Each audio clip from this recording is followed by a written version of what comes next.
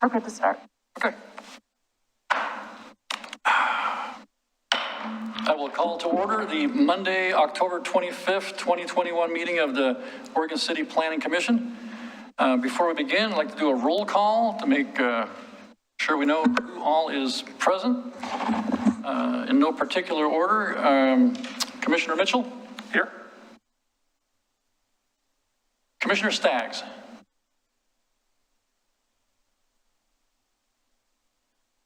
He's not online? Okay. Commissioner Stoll? Present. Commissioner West? Present. Commissioner Schlagenhofer, I am here, and Commissioner Gage? Here. All right, thank you. Okay, before we begin the agenda items, are there any public comments on items not on the agenda? Okay, all right. Okay. Let's get straight into it. We've got a couple items on the agenda. Look pretty straightforward. I don't think we'll take too long. Item number one, GLUA-21-000057 and LEG 21-00004, legislative application for housing needs analysis. This is a legislative script. One question for staff. I see land use application. Do we also need the virtual script? Yes, you'll have a quasi-judicial hearing as well tonight. Do I read them both? Is anybody on virtually? No, I mean that we have a legislative script and we have a land use script. You're going to read them both, but you read the legislative script now and you'll read the land use script before the land use hearing. Okay, I was confused because item number one has a land use application number. I appreciate that. It's really not a land use script. It's Okay. a quasi-judicial script. It's Okay. got a bad caption. All right, okay, thank you very much. Okay, so let's begin. A public hearing on a legislative application is scheduled tonight. Our role is to conduct the public hearing and to make decisions about the matter before us.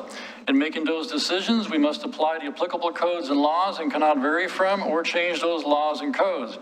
Legislative actions involve the adoption or amendment of the city's land use regulations, comprehensive plan, maps, inventories, and other policy documents that affect the entire city or large portions of it. Legislative actions which affect land use shall begin with a public hearing before the Planning Commission. A staff report has been prepared for each application and has been made available to the public 7 days before the first public hearing. The staff report identifies the approval criteria that apply to each applicant's proposal. Staff has analyzed the criteria which are contained in the staff report. Upon a recommendation from the Planning Commission on a legislative action, the City Commission shall hold at least one public hearing on the proposal. Any interested person may provide written or oral testimony on the proposal at or prior to the hearing. At the conclusion of the hearing, the City Commission may adopt, modify, or reject the legislative proposal, or it may remand the matter to the Planning Commission for further consideration. If the decision is to adopt or at least some form of the proposal and therefore amend the city's land use regulations, comprehensive plan, official zoning maps, or some component of any of these documents, the City Commission decision shall be enacted as an ordinance. Public testimony will be called on in the order it was requested in advance of the meeting. If you have not emailed city staff at planning@orcity.org to request to speak and would like to testify, please raise your virtual or physical hand when I ask if there are others in the audience who would like to participate. For the public record, please begin all testimony stating your name and city of residence. If you would like to receive a copy of the notice of decision, please state your mailing address or email address. Testimony and evidence should be directed towards the applicable approval criteria. If you believe other criteria apply in addition to those addressed in the staff report, identify and discuss those criteria and explain how and why you believe they apply to the application under consideration. Any person may submit written material while the public record is open on each application. Any written materials received by the city staff during the time period in which the record is open will be placed in the record. Written materials submitted during the public hearing must be presented to the city staff in order to become part of the record. If a person intends for PowerPoint presentations, reports, pictures, or other exhibits used in their oral testimony to be placed in the record, copies must be submitted to city staff while the record is open. If they are not given to staff, they will not be included in the record. Any person writing a continuance to present additional evidence and testimony or to keep the record open to respond to new evidence must make that request before the public testimony portion of the initial hearing is closed. Members of the Planning Commission are to be unbiased. As a result, I'll call on each commissioner to disclose any potential conflicts, such as family, financial, or business relationships with any of the applicants in regard to the land in question. At this point, Commissioner Stoll, do you have any conflicts of interest? I do not. Okay, Commissioner Gage? No, I do not. Commissioner West? No, I do not. Commissioner Mitchell? No, I do not. And as for myself, I also do not. Okay. We will now commence with the staff report for legislative file 21-00004 and GLUA 21-00057. And I believe this is Laura, virtually. Good evening. Is my sound okay? Can you hear me all right? Yes, you sound okay. All right, perfect. So how do we know that we have an adequate supply of housing in the future? And do we think that our current zoning and Hold on a policies... second. Is there any way to turn and get Laura a little louder? Okay, let's try this. Let's try that. Laura, will you speak, please? Is this better? I can also speak up as well if that's helpful. Yes, please. Okay, thank you. Better? All right. So how do we know if we have an adequate supply of housing over the next 20 years? And do we think that our zoning and our current policies are sufficient enough so that we have the likelihood of actually getting that type of housing that we need in the future? The proposed housing needs analysis, or H&A, we'll refer to it through the presentation, includes maps and data and housing trends and forecasts to understand what our housing needs will be in the future, and then also look at if there's potential for us to meet those needs for various types of housing. This is a technical analysis, and it results in some recommendations that will later be used when we think about housing and how we approach housing. But this study itself is really more of a statistical, technical one. And so you may be thinking that the city doesn't actually build a lot of housing, and that's true, but of the tools that we do have in our toolbox, are we using them effectively, and can we use them to meet the needs of our future citizens? So this study is proposed to replace a 2002 study for housing, which is a very long time ago.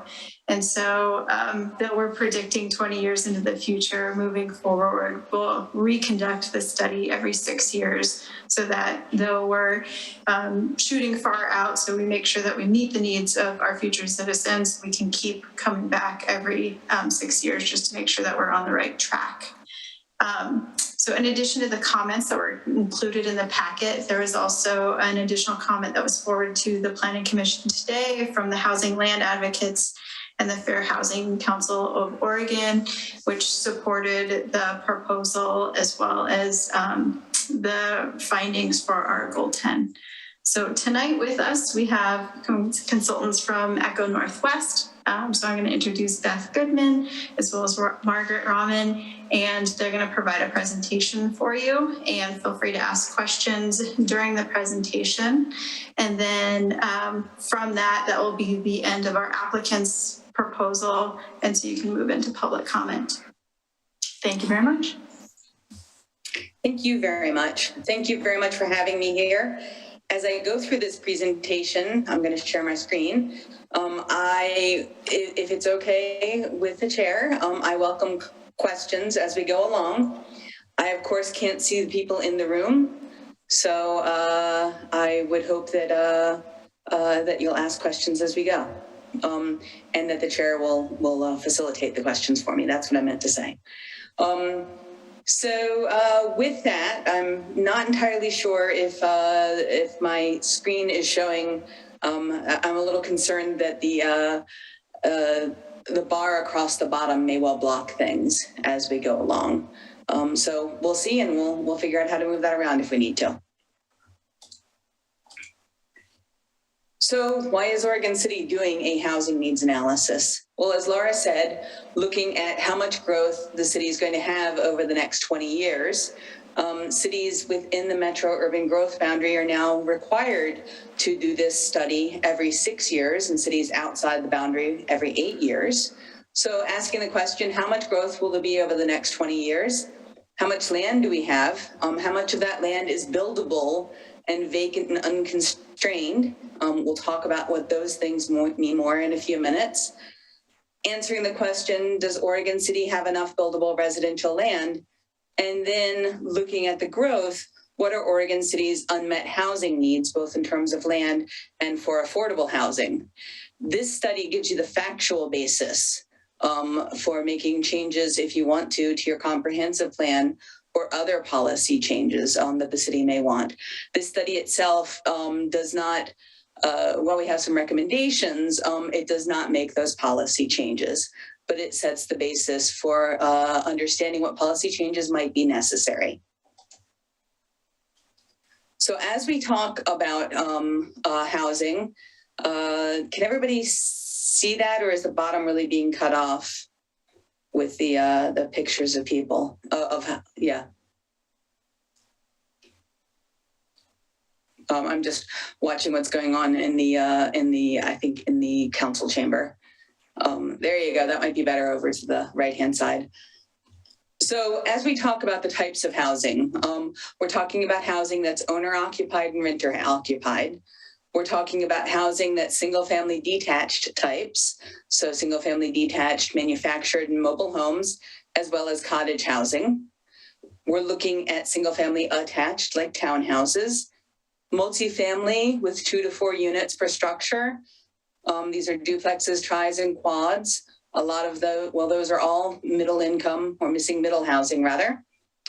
And multifamily housing with 5 or more units per structure, where it's typically multi-story as well as multifamily. We've chosen these housing types because they're defined as needed housing types by ORS 197-303.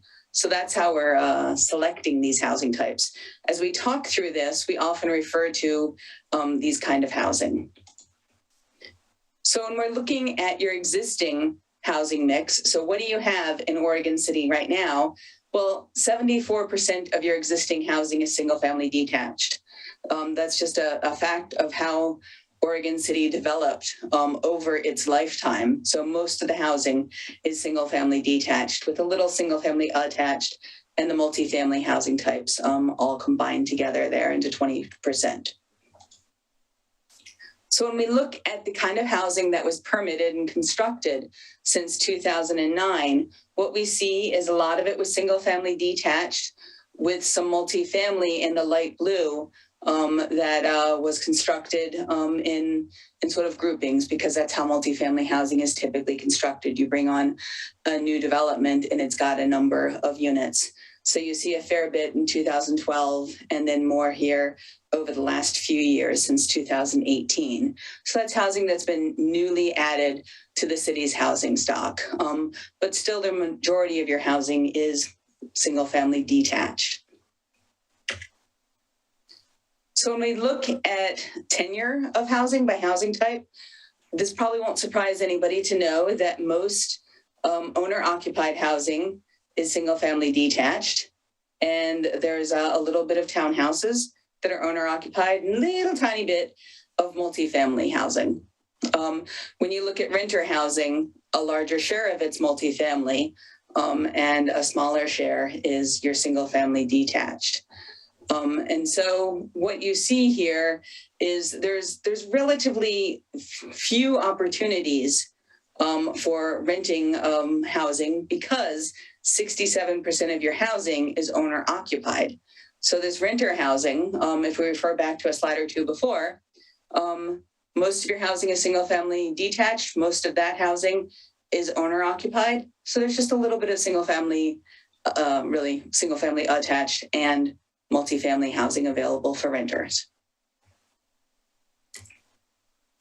One of the things that we consider of the many things that are in the housing needs analysis is sales price. And this is median sales price data for April 2021. What it's showing is that Oregon City's sales prices at $545,000 on average are below places like West Lynn and Happy Valley and Lake Oswego, but above places like Gladstone, Milwaukee, a little above Wilsonville. So from April 2016 to April 2021, median home prices increased by 65%, or nearly $200,000. And that's true for cities across the region. You just saw a very big increase in housing prices. So we'll come back to housing affordability in just a few moments. When we look at multifamily rent in Oregon City, what we see is the average multifamily rent, regardless of size of unit, is about $13,000 in 2021. That's a little bit above where Milwaukee is and below where Wilsonville is. And you've had a 45% increase since 2010 to 2021 in your multifamily rent. So you've seen an increase in multifamily housing costs. It's not as big or as fast an increase as you saw in housing sales prices. So then when you start talking about affordability, you have to consider, what are the people who live in your community? What do the households earn? Well, in Oregon City, the median household income was nearly $72,000. That's below Clackamas County's median and above Oregon's.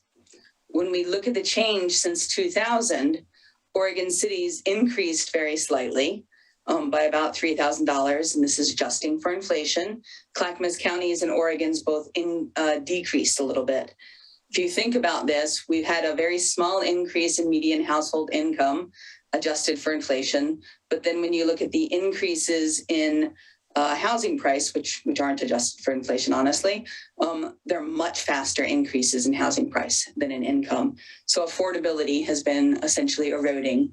And that's true in Oregon City, in all the cities I've worked in the Portland area, and all of the cities I've worked in throughout Oregon and the West Coast. When we talk about affordability, we start talking about this construct called cost burden. And a household is said to be cost burdened when they're paying 30% or more of their gross income on housing costs. So when we look at cost burden in Oregon City, what we see is 35% of households were cost burdened. It's a little bit below the average across the Portland region, but it's pretty much in line with the Portland region. When we look at that in a little more detail, what we see is cost burden affects owners less frequently than it affects renters. So 50% of renters are cost burdened. And we've broken this down a little bit further. So we're showing not just cost burden, but severe cost burden. And a household said to be severely cost burdened if 50% or more of their income, their gross income, is spent on housing costs. And 25% of your households who rent, they do spend 50% or more of their income on housing costs. So they're severely cost burdened. When you look at your comparison cities, what you see is that Oregon City is, overall pretty much in line with those comparison cities. Well, before I go on and start talking about more affordability issues in detail, are there questions about any of the pieces I've just brought up?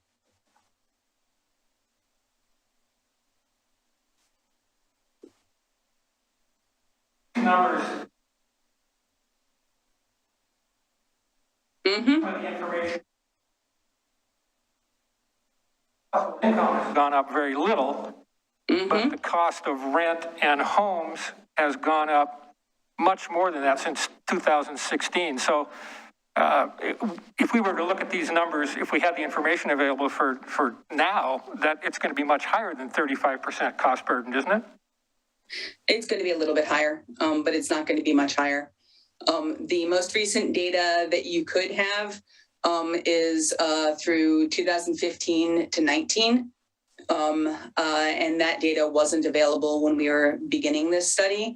What we've built this study off of is work that we did for Clackamas County for Oregon City. And that's why you're seeing the 2016 data. It'll have changed some and not in the good direction. In other words, you'll have worse cost burden than you do now. But on average, what we're showing you is it's going to be a little worse, but it's not completely different.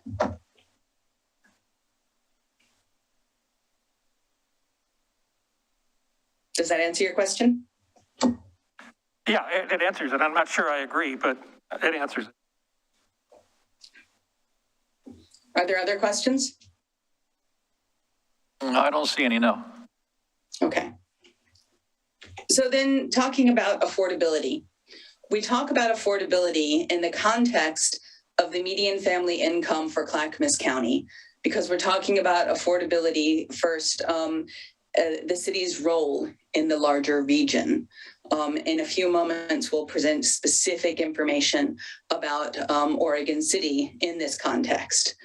But within Clackamas County's median family income in 2000 of $92,000, a household that has earns 100% of median family income, and this is a household of four, can afford monthly rent of about $2,300, or a unit costing a sales price between about $322,000 and $368,000. When you look at households that are at half of median family income, 50% of median family income, a household of four is said to be there. If they earn $46,000 or less, they can afford less than $1,150 in rent, and then a sales price of less than $161,000. So they're effectively priced out of the regional market, including in Oregon City. A household with income above your median family income at 120% or above can afford about $2,700 a month in rent, and a house sales price up to $440,000. So when we think about this, your low-income households, anybody's low-income households, below 50% of median family income, new housing is not generally built by the housing market that's affordable to people in that income group. So this is all regulated affordable housing when it's built new. So it's built by, say, the state of Oregon, your housing authority, a nonprofit that's building housing that's affordable in this range. When you look at households with income between 50 and 80% of median family income, that kind of housing is also rarely built by the housing market without some form of subsidy. And that subsidy could be something like property tax exemptions, system development charge decreases. It could be a whole range of things. You could be looking at land trusts that are building affordable housing that's affordable to those households. So when we look at your median sales price, a household would have to earn $136,000 or 148% of median family to afford that sales price. When you look at your effective rent, your households would need to earn about $54,000 or about 59 or 60% of median family income to afford this rent. And housing that is at this rent level is just rarely built by the private housing market without subsidy. So when we go and we look at this information in the context of your households and your household incomes in Oregon City, what we see is that nearly 30% of your households are in these extremely low income or very low income categories. where they have income of less than 50% of median family income. About 22% is in that 50 to 80%, and 22% is in that 80 to 120%. So this is your middle income, also called your workforce housing. So rental housing that's new is rarely developed, affordable to these households. And ownership housing that's affordable at the middle income, or 80% to 120%, is rarely built by the market. It can be built, but it just isn't common for home ownership. Most of the new housing that's being developed is affordable at this above 120% of median family income. So that's naturally what's happening in your housing market. So as you're thinking as a community about what policies do we need around affordable housing, you should be keeping an eye on the fact that you've got a fair bit of your households that are here in the very low income and below, and then another 22% that are in this middle income area where rental housing just simply isn't being built for them without some subsidy in general. So as you're thinking about affordable housing, those are the kind of things that I pay attention to. The housing market is certainly building at this higher end level of affordability. Are there questions about that before I go on?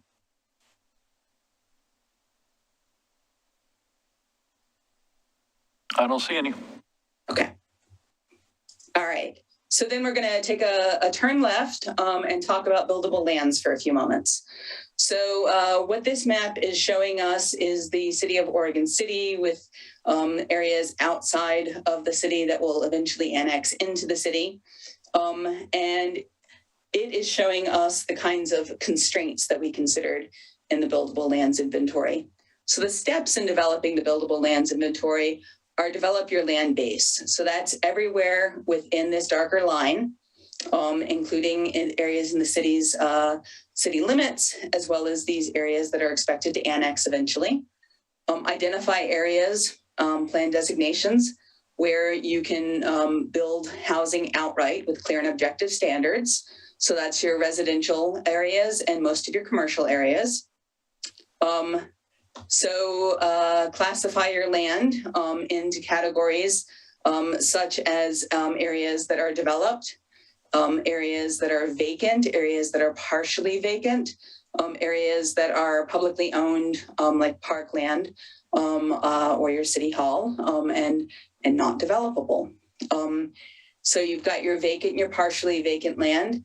Then you look at where your constraints are, and any partially vacant or vacant land that is there with a constraint on it is considered unbuildable. And so that narrows down the amount of buildable vacant, partially vacant land within the city. And I'll show you the results of this in just a few moments. The verification, we start with aerial imagery, and then we worked quite a bit with your staff to go through this and make sure that we are getting the buildability down correctly. So this map shows your unconstrained vacant and partially vacant residential land. So you've got a lot of land here out on your edges, and you can see areas that are probably taken out by some of these constraints. So those are considered unbuildable. You've got 453 acres in your low density, 342 acres in your medium density, 62 in your high density, 75 in your mixed use corridor, and 1 in your downtown. We considered all of your residential land, so all of these three, is having capacity for new housing, and a portion of your mixed use land. We didn't assume that all of it would develop with housing, but that a portion of it would develop with housing. And when we look at all of this put together, I'm going to start with the second line. So your vacant land, your vacant, unconstrained, partially vacant, unconstrained land has capacity for about 7,266 new dwelling units. And that's based on historical development densities, as well as making sure that we're looking at densities that are consistent with your development code. When we look at your forecast for new housing, that's based on the Metro forecast for Oregon City. Metro is forecasting growth of 7,435 new dwelling units. So we take those 7,435 new dwelling units, and we allocate them to different housing types, the 4 housing types we started talking about. So we're forecasting that 50% of your new housing will be single-family detached, 20% will be single-family attached, 10% will be quad, triplex, and duplex, and 20% will be multifamily housing. Part of the basis of this forecast is Oregon Administrative Rule 660-007, which is the Metropolitan Housing Rule, which says that any city within the metro urban growth boundary needs to provide opportunity that 50% or at least 50% of new housing could be single-family attached or some form of multifamily. The inverse of that is that no more than 50% of new housing can be assumed for single-family detached. How the city may grow over the next 20 years, of course, you may have more development of single-family detached than 3,717 units. But for the purposes of determining if you have enough land to accommodate this, that's where we need to begin. And so we looked a fair bit at these middle housing types, 30% of your housing, assuming that it would be in these middle housing types, and 20% of new housing would be multifamily. Are there any questions about that?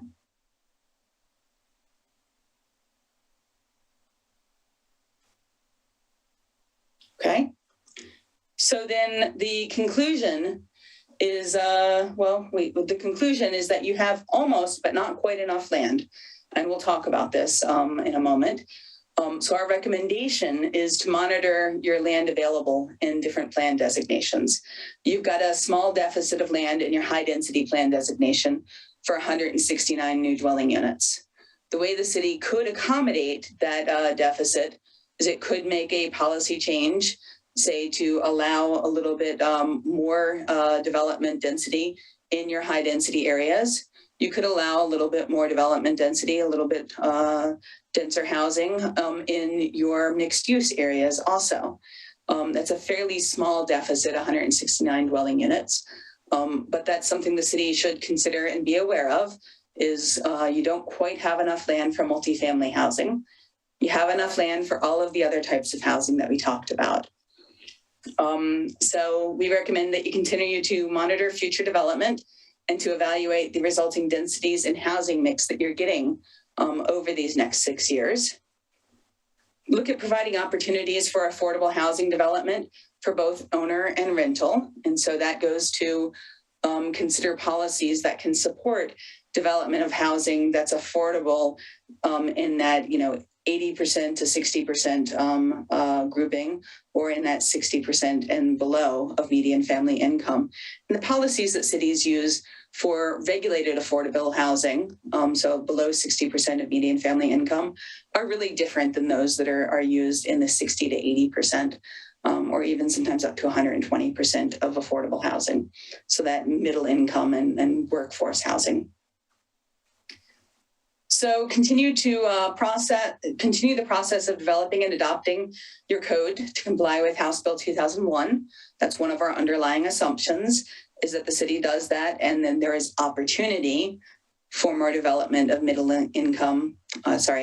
housing types, such as duplexes, triplexes, cottage housing, and townhouses. And then adopt the housing needs analysis as an appendix to your comprehensive plan, so that you can use that factual base to as the basis for other changes to your policies, rather than using your 2002 study, which, as Laura said, is outdated. And so I think that is all we had for this. So I can turn off my share screen if you'd like me to.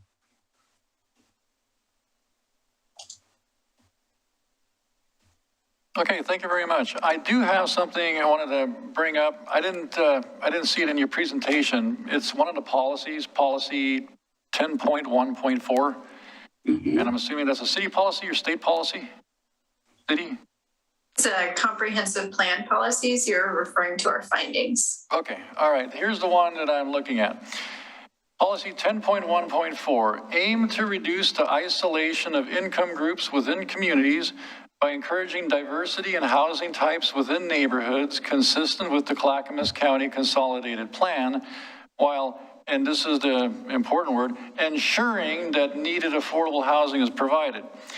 But unless it's subsidized housing, the housing market self-regulates. So if I absolutely agree with diverse income groups within the same neighborhood, but how can we ensure that the housing remains affordable when they could easily charge as much for each one of those units as a house in the neighborhood without regulating it, which I don't think we're regulating. So how can we ensure that that happens?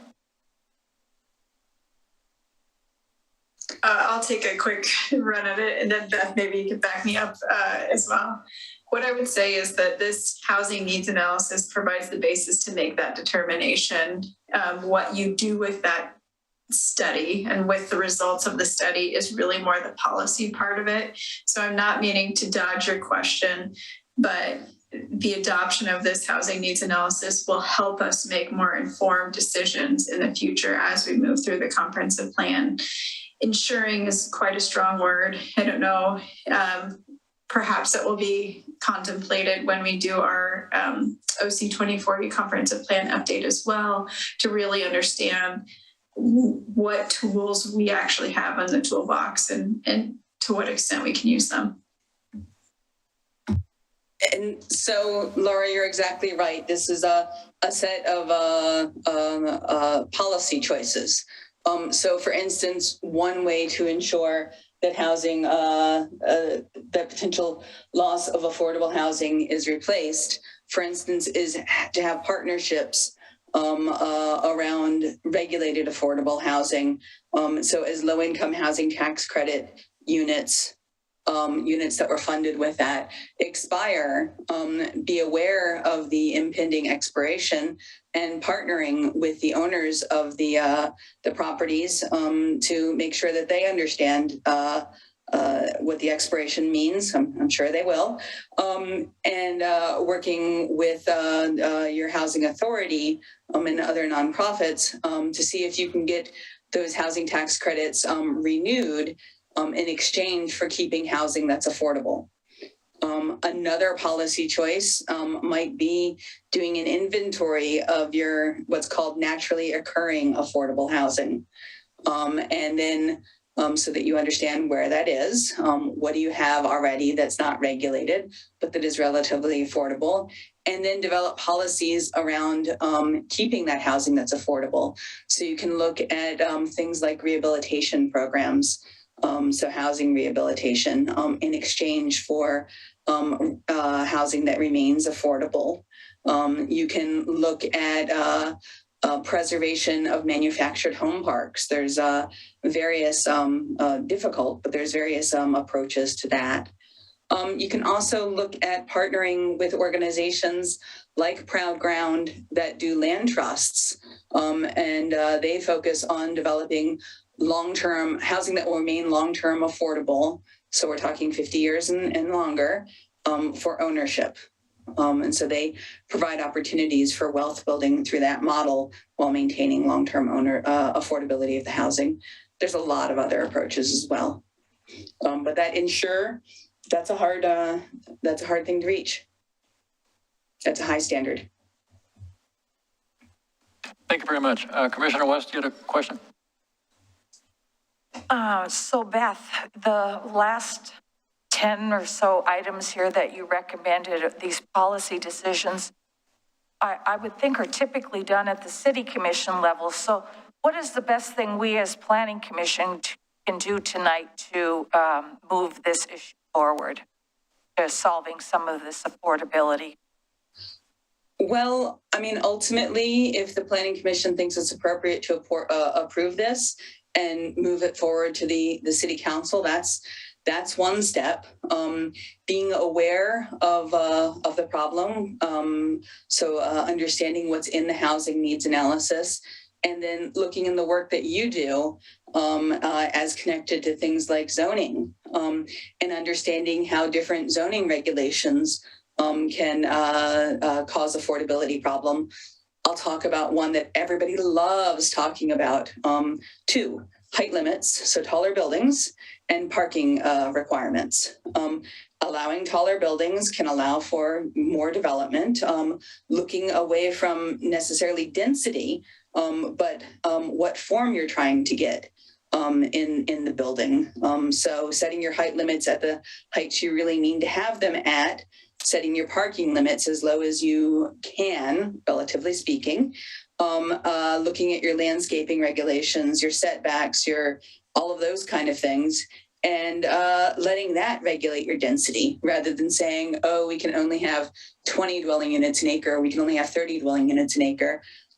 If your policy, your standards are set for what you really intend to have, then the structure could well be denser than you're expecting. So going back to parking requirements, parking is incredibly expensive. So I suspect my numbers here are really outdated. But the last I know, a structured above ground parking space costs $45,000 to construct. And an underground costs $60,000 per space to construct. And so you can see how parking requirements, while they may be very important for livability, it's important to find the least parking that you can reasonably require. And that can help with affordability. So understanding all of those things. Yes, ma'am.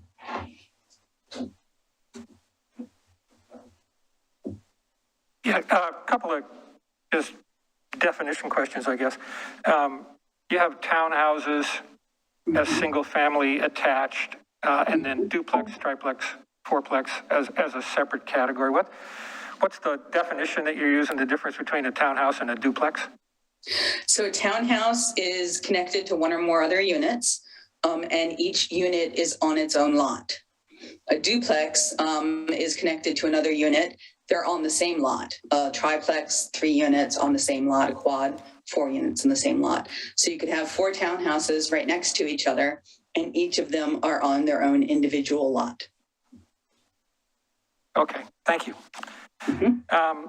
On page 8 of the staff report, there's a footnote, and it refers to TAZs, 726, 733, 740. What's a TAZ? It is, I always get this acronym messed up. It is a transportation analysis zone. Do I have that right, Laura? It is what Metro uses to do its forecast. So I'm going to pull back on my PowerPoint, and I'm going to show you something here. So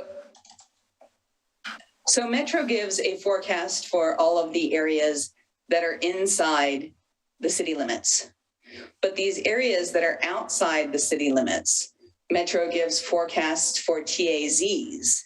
So a forecast for how many housing units or employees will go in a particular TAZ. And so since we didn't have these areas outside of the city limits in the city limits forecast, then we had to go look at Metro's forecast and pull it apart in a number of different ways, talking with Laura, talking with Metro, to make sure that we were understanding it correctly. So like this area here down to the south and west is a number of TAZs that are very important because it's got a lot of buildable land in it. Does that help? Yeah, pretty much. Thank you. Mm-hmm. Pardon me, I'm trying to read my notes, and you answered a lot of my questions in your presentation, so I'm trying to figure out what I'm still looking at here. You mentioned, I think, that 7,400 expected new units between now and 2041. That's a Metro number? Yes, it is a Metro number that comes out of the forecast that was just issued earlier this year, and it was approved earlier this year. Okay. I'm trying to get these numbers to make sense. On page 48 of the report, there's Exhibit 21, and it shows population increase between 2019 and 2041, going from 35,000 and change up to almost 47,000. So roughly 11,000 more people. So we Yes. expect 11,000 more people. We expect 7,400 more housing units. That's like 1.5 person per housing unit.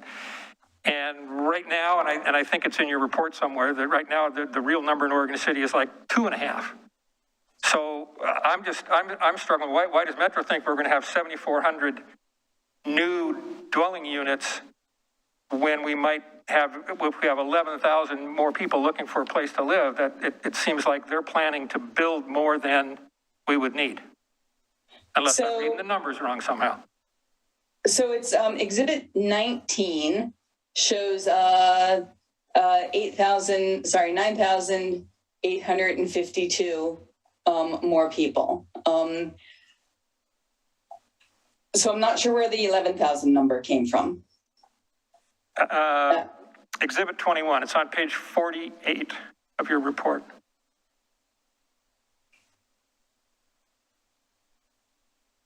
Well, if it's 9,000, that's even worse. Now you got 7,400 units and 9,000 people. That adds up even oddly. Yes, I understand what you're saying. I'd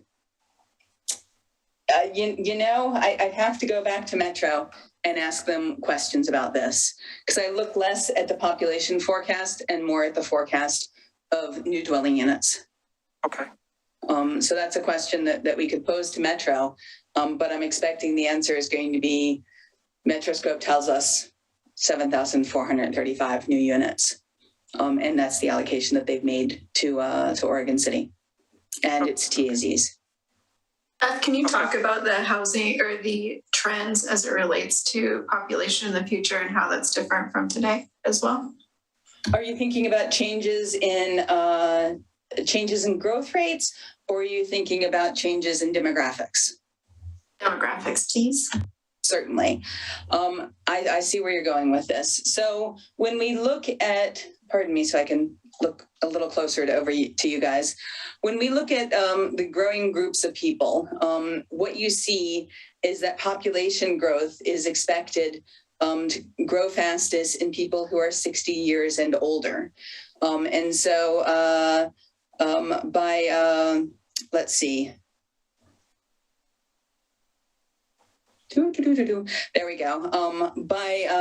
In Clackamas County, I apologize here. I was just looking at a couple of my slides here. In Clackamas County, we're expecting that 27% of the population is going to be 60 years or older. That's an increase from what you have currently, and a decrease in households with families with children. So you're going to have more single-person households or two-people households by 2040 than you do currently. And so you're seeing that change in age groups. So you'll see difference in future housing needs. Is that what you're getting at, Laura? So increases in older people means more single and two-person households and fewer households with children. So you'll have more dwelling units per person than you do currently. And that may well explain a lot of the change. The numbers I was just quoting were for Clackamas County because there's no forecast specific for Oregon City by age. Okay, thank you. One more thing. Our deficit in land appears to be high density residential. Yes. So kind of in descending order of what I think are likely to come online, there's an apartment complex being built that's out of the ground right now across from the high school.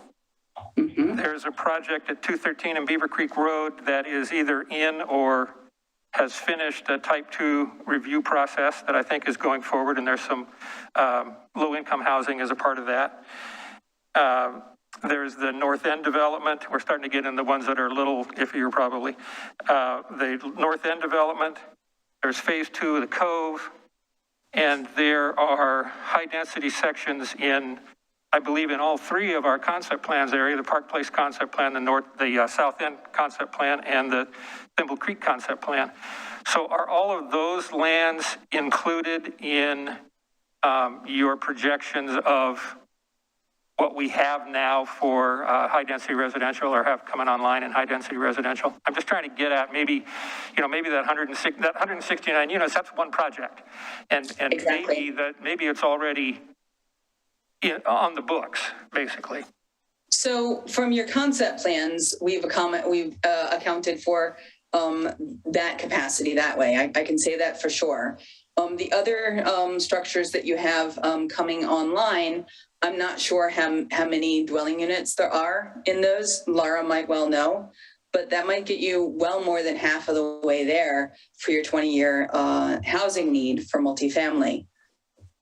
Yeah, when we did the staff review of the proposed BLI and the assumptions in there, we did write in some of those approved housing units or anticipated housing units. So from the projects that you listed, I know all of them were included except the Maple Lane one probably wasn't at the time that we did the development.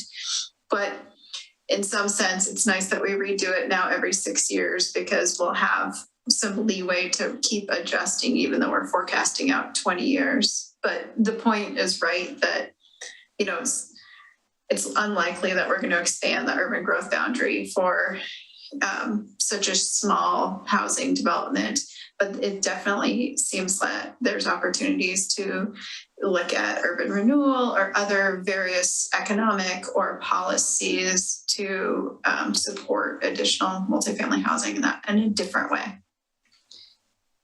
And certainly if you were a client who wasn't inside the Metro UGB and you were looking at your, a city's own UGB, I would have a hard time in the case of a city like Oregon City recommending looking at a UGB expansion for that small a number of units, because among other things, you don't want to just hang your multifamily housing out on the edge outside of the context of the rest of your community. So I would be recommending the kind of policies that Laura just mentioned to support that greater density development.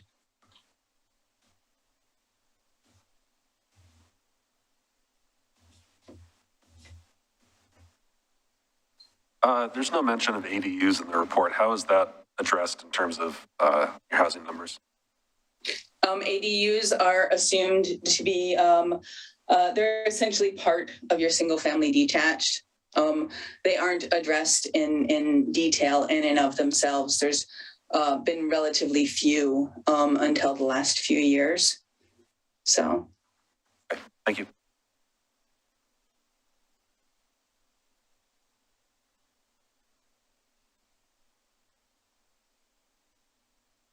Okay. All right. Thank you, Ms. Goodman. Certainly. Thank you. All right. Let's discuss this a bit before we figure out what we're going to do with it. Before we make a motion or recommend anything, we heard a lot of good things. Ms. Goodman brought up some good things about the different programs that can keep affordable housing affordable. I think those things are critical to being able to keep housing affordable, since the market seems to extract top dollar out of every property. Properties aren't getting any cheaper. Materials and labor isn't getting any cheaper. So the only way to keep things affordable, I think, is to kind of force the issue with any kind of partnerships, tax credits, all the things that Ms. Goodman brought up. I think those are important things to emphasize when we recommend to approve this. But obviously I can't speak for the commission, so I want to know if you agree with encouraging maximum effort on those items, and then any other items you think we should add when we recommend this. I agree with that. Okay. Commissioner Mitchell, anything that you would like to add that we recommend that the commission works on, emphasizes when they see this? Well, I don't know, but obviously, I think the key word in there is it says opportunity for high density residential is where the shortage is. But if this is a housing needs analysis, I don't know how far we want to go down the how do we make this affordable? argument. That's obviously that I think that's an argument for another day, and that's a much more difficult nut to crack than figuring out the land part of it. We can figure out the land, but until we figure out a way for developers to make their profit, because that's the business they're in, and have it be affordable, we got a long ways to go between here and there. And I don't know if that belongs in the housing needs analysis. It probably does make sense to mention that in the introductory part of it somehow. Okay.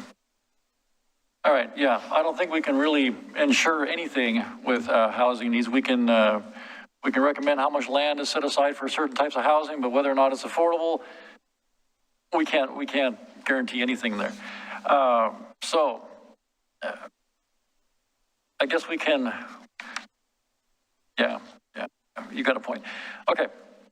Would someone like to make a motion with any kind of specific recommendations or? Chair Schlagenhofer, before you do a motion, I wasn't sure if there's anyone in the audience who wanted to testify. Oh, is there anybody? We have one. Yeah, Mr. Tom Guile, did he fill out a comment card? I didn't know I was going to be allowed to. I didn't either. Okay, so what do we do? Yeah, can you fill out a card? But you can come up and speak first, and then fill a card afterwards. Please state your name and city of residence. And you have 3 minutes. Tom Guile, Oregon City. After 8 years being on the Planning Commission, I've come to realize that some of the numbers that they come up with here are all conjectures. We never really know for sure what's going on. Excuse me, the volume's not coming across on Zoom. It's on. Oh, there you go. Now you're better. With that one, do you mind sitting Sure. up here? Let me pause that for you. System's not working already here. Tom Guile, Oregon City. I hadn't planned on saying anything, but just watching those, been talking to some of the people there. We're all always amazed, and as I said, I spent 8 years on the commission. These numbers that they come up with are all conjectures. They can plan all they want, but we all know developers, and you said it, Dirk, developers are going to charge what they want. The cost of the land, the cost of the labor, the cost of wood, all those things are going to go up. So what's going to be affordable? Who knows? I know that I couldn't have afforded a home at my age on Social Security. I looked at those figures and I thought, how do they know what each of us, maybe they take it off our taxes. How do they know what the incomes are? Because a lot of people have retired. A lot of people after the pandemic have quit and just taken full retirement. You pointed out, I think earlier, some of the figures are from 2016. Things have changed radically in this economy and in the housing market. And when we look at houses that are coming in around us, whether it be in the Holcomb Boulevard area or all over the city, none of them are coming in affordable. So when they start looking at these ranges of salaries, I don't know how they can come up with that and figure what somebody can afford. Right now, if I was based on my Social Security, I'm over 120% of that.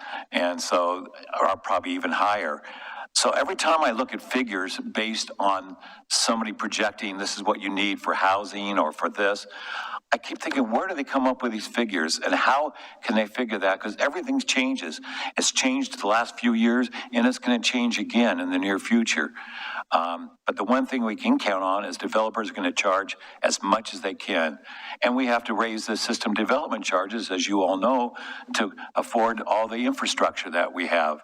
So mine's more of a question. I really, and I think a lot of people do, doubt when we see these kind of numbers. Where is the proof of what these numbers represent? Where do they get them? Do they get those, the salaries or that from taxation figures, which isn't always necessarily true?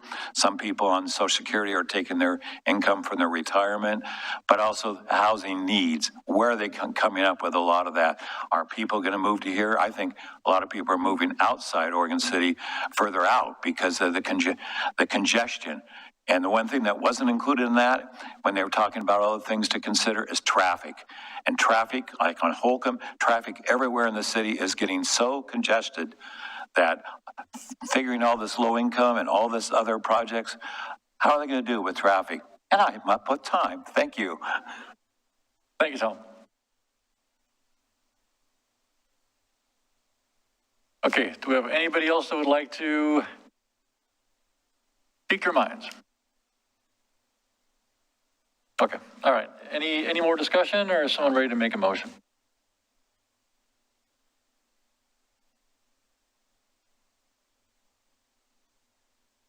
Got it right here.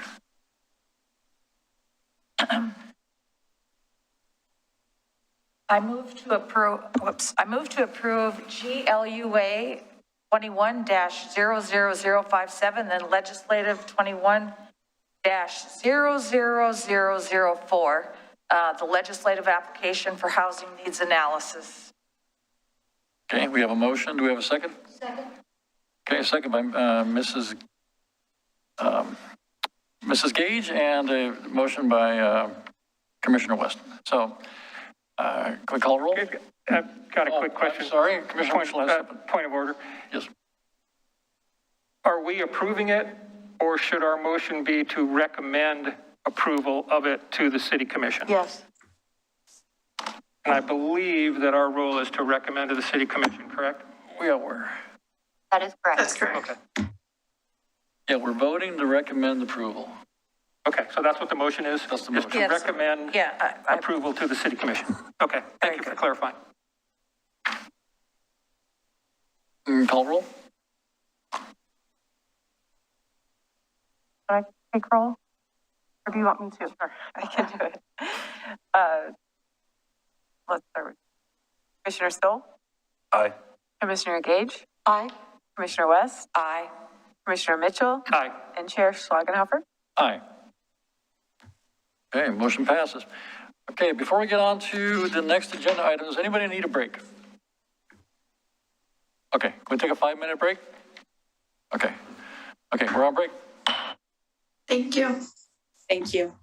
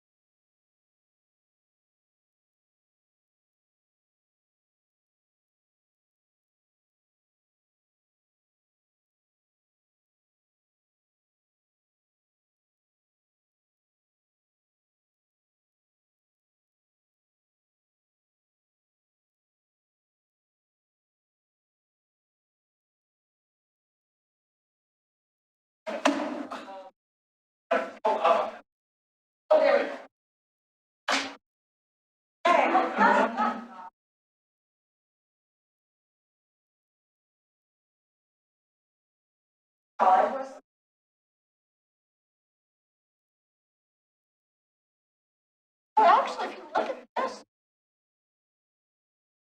Yeah, we can't see, like, we can't see barely that. see Harry. Like, oh,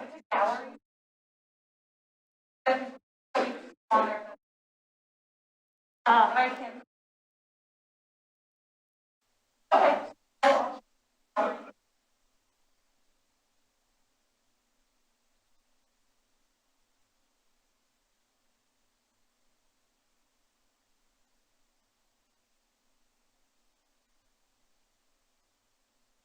Are recording. Okay, we are back from break and we are going to get on to agenda item number 2. Just a second, let me find it. Okay, agenda item number 2, GLUA-21-00029 to Series Farm Plan Unit Development. I have a question for our attorney, Curry Richter. Do I need to read all of this? Sorry, you do. Okay. All right, MAS-21-00003, Master Plan Unit Development, MAS-21-00004, Detailed Development Plan, Phase 1, MAS-21-00005, Detailed Development Plan, Phase 2, Sub 21-00001, Subdivision, 123 lots, GO 21-00010, Geologic Hazard Review, and NROD 21-00006, Natural Resources Overlay District. This hearing is a quasi-judicial hearing, so we need to read the quasi-judicial script. Okay. One public hearing on land use applications are scheduled tonight. Our role is to conduct the public hearing and to make decisions about the matter before us. In making those decisions, we must apply the applicable codes and laws and cannot vary from or change those laws or codes. Members of the Planning Commission are to be unbiased. Before the start of the hearing, I will ask the planning commissioners whether they have any potential conflicts, such as family, financial, or business relationships with any of the applicants or with regard to the land in question. I will also ask whether any of the planning commissioners have discussed the application in question with any of the parties or have independent knowledge of relevant facts, such as from a visit to the site in question. Any member of the audience may question any planning commissioner about their disclosures. A staff report has been prepared for each application and has been made available to the public 7 days before the first public hearing. The staff report identifies the approval criteria that apply to each applicant's proposal. Staff has analyzed the criteria which are contained in the staff report. The quasi-judicial hearing procedure that the Planning Commission will follow is set out in state law and the Oregon City Municipal Code. The hearing procedure steps are shown on the Planning Commission website and on the wall right there. Public testimony will be called on in the order it was requested in advance of the meeting. If you have not emailed city staff at planning@orcity.org the request to speak and would like to testify, please raise your virtual or physical hand when I ask if there are others in the audience who would like to participate. For the public record, please begin all testimony stating your name and city of residence. If you would like to receive a copy of the notice of decision, please state your mailing address or email address. Testimony and evidence should be directed towards the applicable approval criteria. If you believe other criteria apply, in addition to those addressed in the staff report, identify and discuss those criteria and explain how and why you believe they apply to the application under consideration. Any person may submit written material while the public record is open on each application. Any written materials received by the city staff during the time period in which the record is open will be placed in the record. Written materials submitted during the public hearing must be presented to the city staff in order to become part of the record. If a person intends for PowerPoint presentations, reports, pictures, or other exhibits used in their oral testimony to be placed in the record, copies must be submitted to city staff while the record is open. If they're not given to staff, they will not be included in the record. Any person wishing a continuance to present additional evidence and testimony or to keep the record open to respond to new evidence must make that request before the public testimony portion of the hearing is closed. If the Planning Commission makes a decision with which you disagree, any issue that you may wish to appeal must have been raised on the record for the consideration of the City Commission or LUBA or both. Without raising the issue on the record with sufficient detail and accompanied by statements or evidence that the city and all parties can respond to, the issue will not be deemed appealable to the City Commission or State Land Use Board of Appeals. In addition, the failure of an applicant to raise constitutional or other issues relating to proposed conditions of approval with sufficient detail to allow the local government or its designee to respond to the issue precludes an action for damages in circuit court. Okay, now we will open the record for Oregon City file number GLUA-21-000029, Series Farm Plan Unit Development, and all the other items I have already mentioned. We will ask every planning commissioner if they have had any ex parte contacts, conflicts of interest, bias, or any other statement to declare, or have visited the site. If there was a visit, the planning commissioner must declare what he or she perceived. Commissioner Mitchell, we'll start with you. No ex parte contacts. I have no bias. I did make a site visit. My intention when I went was to look at the surrounding properties and see how the density of this proposal compares with what's around it. And it is somewhat more dense, but not radically more dense than some fairly close by subdivisions. That was my basic impression. I have no conflict of interest, but I do want to, for the record, declare two items in the interest of transparency. When my wife and I moved to Oregon City 13 or 14 years ago, Icon Construction, who's the applicant here, built our home for us. Secondly, 3 or 4 years ago, whenever it was, when I made an unsuccessful run for city commission, Mark Andrus, who's the owner of Icon Construction, did contribute to my campaign. Okay, thank you. Commissioner West, any conflicts of interest, ex parte contact, bias, visited the site? I haven't visited the site. It's been many years since my kids used to go to Holcomb School to be out that way. So no ex parte contact, no bias, and I have no conflict of interest with this. I will say that in 2014, 2015, Icon Construction contributed to my campaign for run for a city commission seat. And I will also say that I've purchased property from Mark Andrus. That's it. Okay, thank you, Commissioner West. Commissioner Gage. No ex parte contact, no conflicts of interest. I have not visited the site. And I think, did I answer? I think I got it all. I believe so, yes. Thank you. And Commissioner Stoll? No ex parte contact, no conflicts of interest. I did do a site visit. I perceived that it had been recently mowed of all its blackberries. That's about it. Okay. All right, thank you. And for myself, I have no ex parte contacts, no conflicts of interest. I have no bias on the issue. And I have not recently visited the site, but I have been on both sides of the property over the years. Commissioner Stoll's explanation that it's been mowed is new information to me, and I can kind of picture how that looks. And that's about it for me. All right. Would anybody in the audience care to question any of the commissioners on the statements they have made? You couldn't hear me at all? Okay. Well, I'm on now. Okay. No ex parte contact, no conflict of interest. I did do a site visit. Basically, I saw vacant land that had been recently mowed of its blackberries.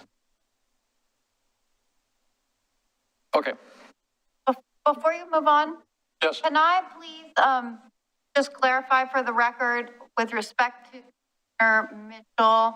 I want to confirm that you believe, notwithstanding the previous owner of your house and the political donations, that you understand that the review before you is to consider the application based on the applicable approval criteria and can do that job, intend to do that job without any bias. Yes, I do. And I'd like to ask the same question of Commissioner West. Yes, I can make that decision Thank you. based on approval or conditions of approval. Based on the applicable approval criteria. Based on the applicable approval criteria. Perfect. Thank you. Okay, any other questions for any of the commissioners? Okay, all right, thank you very much. Okay. We will now commence with the staff report. And this, I believe, is the staff report for GLUA-21-00029. And I believe this is Mr. Kelly Reed. Yes, thank you, Chair Schlagenhofer. Thank you, Planning Commission. My name is Kelly Reed. I'm a planner with Oregon City. And I prepared the written staff report and recommendation, and I have a few slides to share with you before the applicant presentation.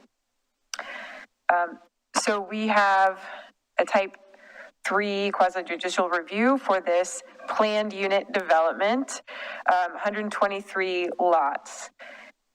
Okay, thanks. In the Park Place neighborhood. Here we go. Oh, good, my clicker works. This is a 35-acre property. It does not have an address. It is undeveloped land previously used as a farm. And it's situated between the Holcomb Elementary property and some neighboring subdivisions, including a county subdivision called Winston Hills. And it's surrounded by low-density residential zoning. And then on the north side, county property. This is on the edge of the urban growth boundary and the city limits. There are a few views of the property kind of looking north and west from the kind of the highest point of the property. So this site has been before Planning Commission before and has had a few reviews at the Planning Department over the last few years. In 2016, an annexation application along with the zone change was approved by the city. So that annexation of the 35 acres was paired with a zone change from county zoning to R10 city zoning. And the city applied some conditions of approval to that zone change and annexation, including some transportation related conditions. And so those carry forward into this review. The second review is Natural Resource Overlay District review. That was last year. The applicant commissioned a study of the wetland that is near the site and some existing stormwater ditches that were mapped as natural resource overlay.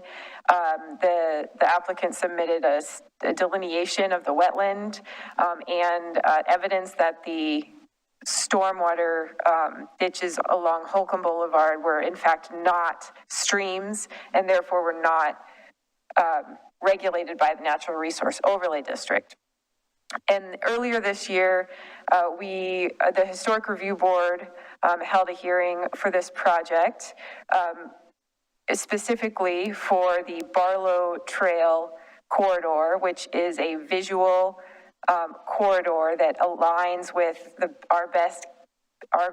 best information that we have on where the historic Barlow wagon trail went. And it's mapped on that map you see on your slide. The little brown wagon wheels that are kind of cutting diagonally through the property, that's the alignment. And the applicant did propose an easement to provide a corridor where no homes would be built in that visual corridor area. And in fact, they proposed also a walkway in the area. And the alignment deviated very slightly from what's on the map. And so the Historic Review Board signed off on that and approved that alignment in June. So what we have to review today is a planned unit development master plan. I have this here about the process because normally you don't always see subdivision applications at the Planning Commission level. Those are typically submitted as a type 2 application that is a staff review in the planning department. The reason that you are seeing this application is that the applicant has chosen to go for a planned unit development or master plan application, which allows for greater flexibility in the development, along with more discretion from the Planning Commission. And so we do have requirements for planned unit developments that require open space, a variety of housing types, and allow for phasing. The applicant also has the ability to request adjustments to standards when going through the master plan process. So this is different from the clear and objective type 2 subdivision review.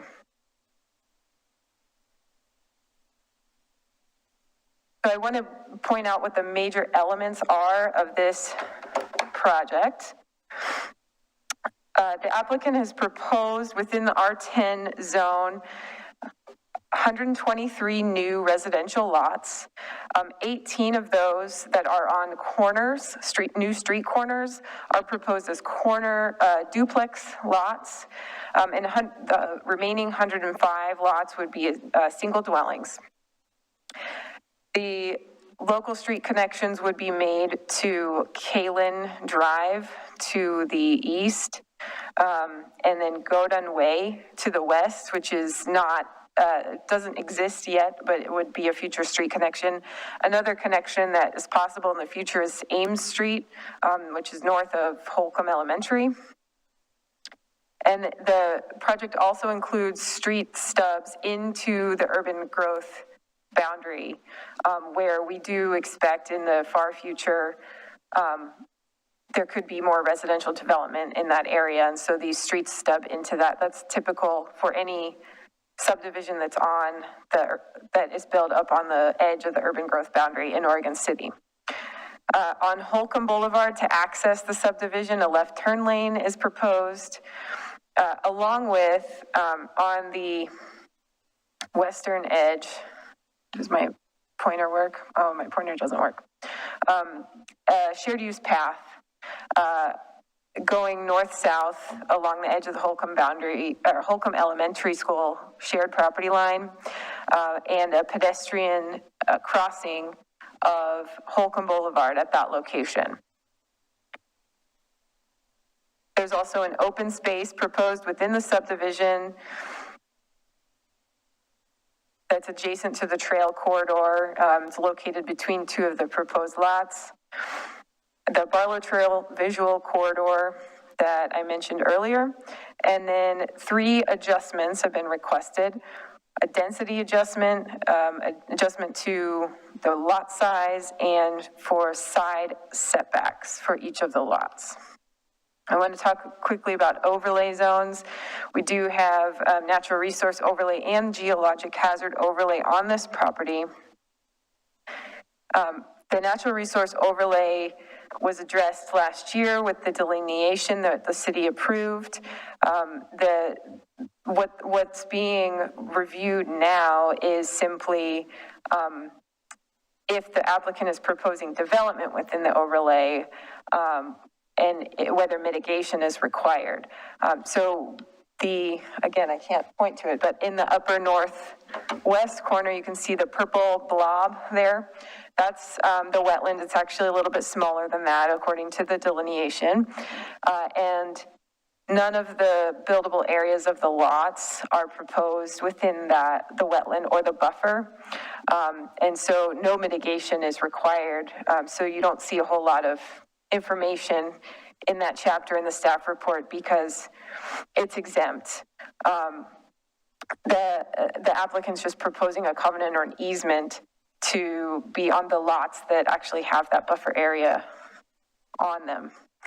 For geologic hazard, there is a small area of slopes greater than 20%, and the applicant is actually proposing to grade those down so that all of the slopes are less than 25%. And you can see for landslide deposits, there are none on the site or near the site. There are a few that are on the other side of Holcomb Boulevard. And that map in the center there is the landslide map.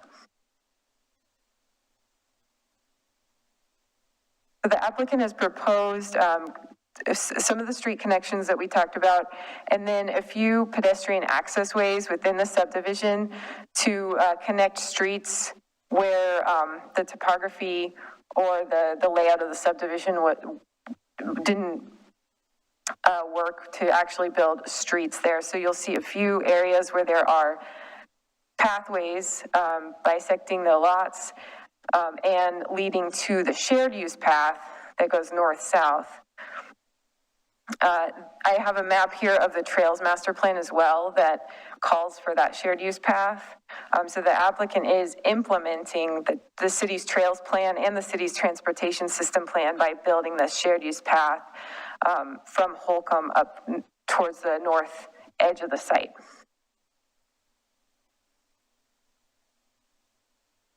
So the applicant prepared a traffic study to go with the application.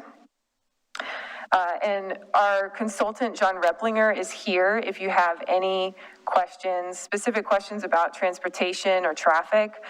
He's here to answer them. But I will just briefly say that the applicant's traffic study accounted for existing traffic, including an adjustment factor to account for a pandemic-related drop in traffic levels. So that's been adjusted, and Mr. Replinger reviewed that methodology and agrees that it's valid.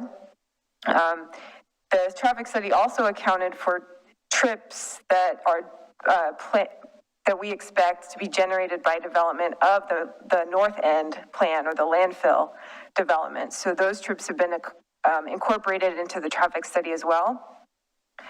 And when adding in the trips that would be generated from this development, this Sears Farm development, the study found that the intersections most impacted are Highway 213 and Redland, and then Holcomb, Redland, and Abernathy.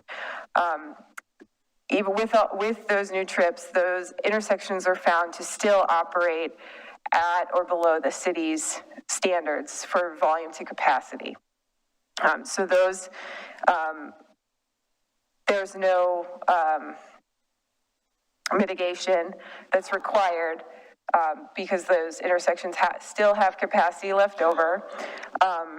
And however, the traffic study found that there were some queuing issues that would arise at Holcomb, Redland, Abernathy. Those are pretty minor issues. Just a few cars would not be able to get into the left turn lane. And so we've recommended a couple of conditions related to transportation. One is that the applicant work with the county and the city to address those queuing issues and restripe those intersections just a little bit, those turn lanes, to accommodate a few more cars. And the table that you see on your slide is the impact at various intersections where this development, people that are driving to and from this development will pass through these intersections. We've done an analysis of how many vehicle trips would go through those intersections at the peak hour, and we've used that to calculate a proportional share that the applicant would pay to the city, we would use to build the improvements that are planned at those intersections. So for example, Highway 213 and Beaver Creek, the last one on the list, we're planning that merge lane project. And so this is the applicant's proportional share cost of that project cost that would come to the city. Along Holcomb Boulevard, the applicant would be building that out to city standards. That includes, I'm showing the 12-foot turn lane here, 11-foot travel lane, a 6-foot bike lane, and then there's an option. The recommended condition gives the applicant a little bit of flexibility on the sidewalk and the planter strip that would allow, what you see on one side of this is a 7.5-foot planter strip and a 7.5-foot sidewalk. Alternatively, on the other side of this, where it's circled, there's a 5-foot sidewalk, a 10-foot planter strip. So the condition kind of allows anything in between those two. But between the two, they need to be 15 feet wide. I will also add that on Holcomb right now on the other side that is built out, there is not a bike lane, there's a on-street parking lane on Holcomb on the other side. So this, we would not have a on-street parking lane on the north side of Holcomb, it would be a bike lane instead.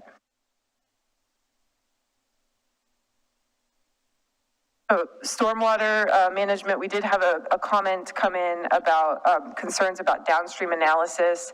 The city does have a condition of approval requiring a final stormwater report that includes downstream analysis. The storm pond planned in the development is in kind of the northwest corner, and it has an outfall to the east onto private property that is also owned by the applicant, but it's outside of the city limits. So all the stormwater from the development goes into the storm pond, gets metered out in the outfall, and leads into a ditch essentially on the private property.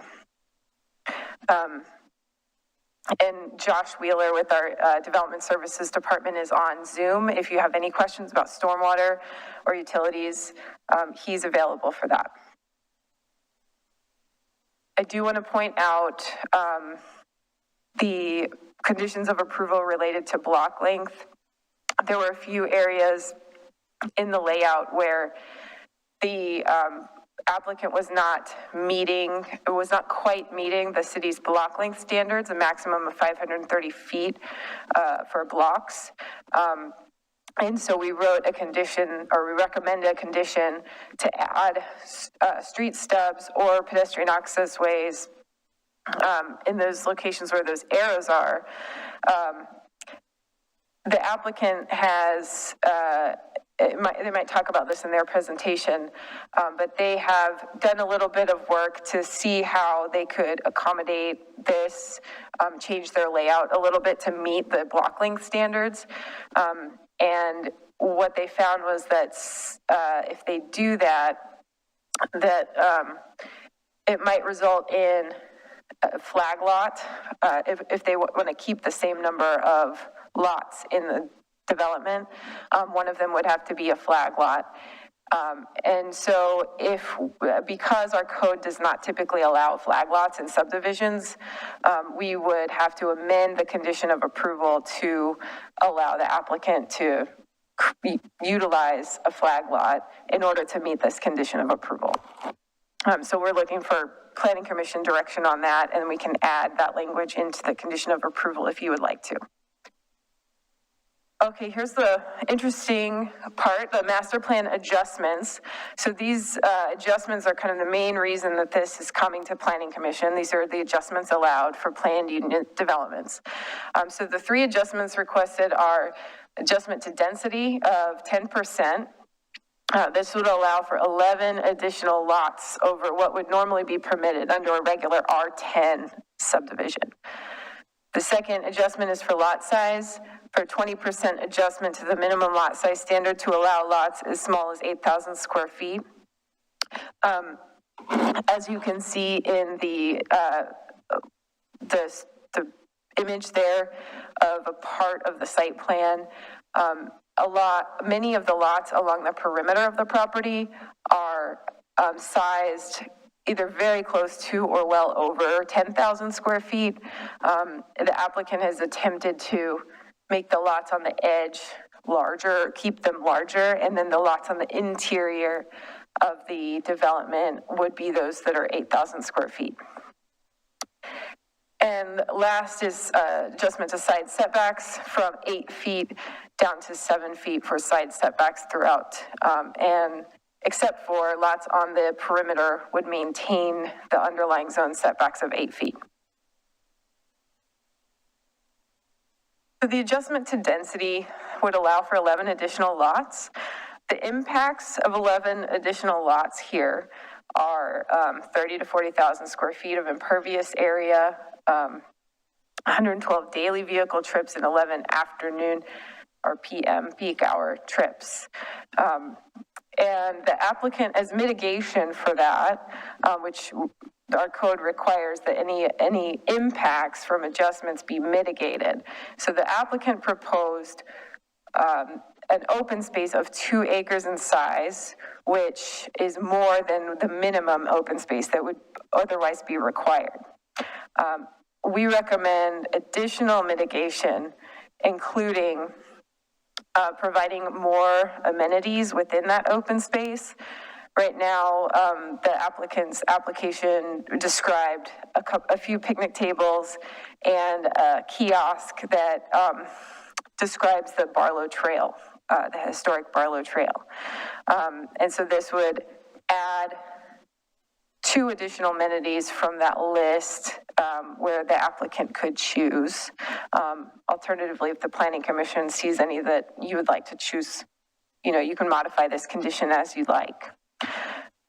And the second part, B, would be to plant 1 large native tree species from the city's heritage tree list in the backyard of each lot that doesn't already have a required mitigation tree.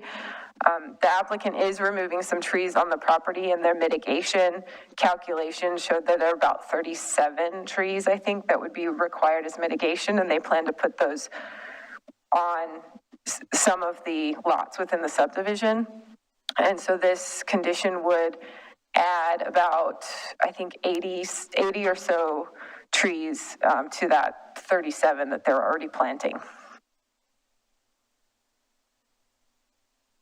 And we have a few revisions to some of the conditions that we want to recommend to you, and this was based on additional conversations that we had after the staff report came out.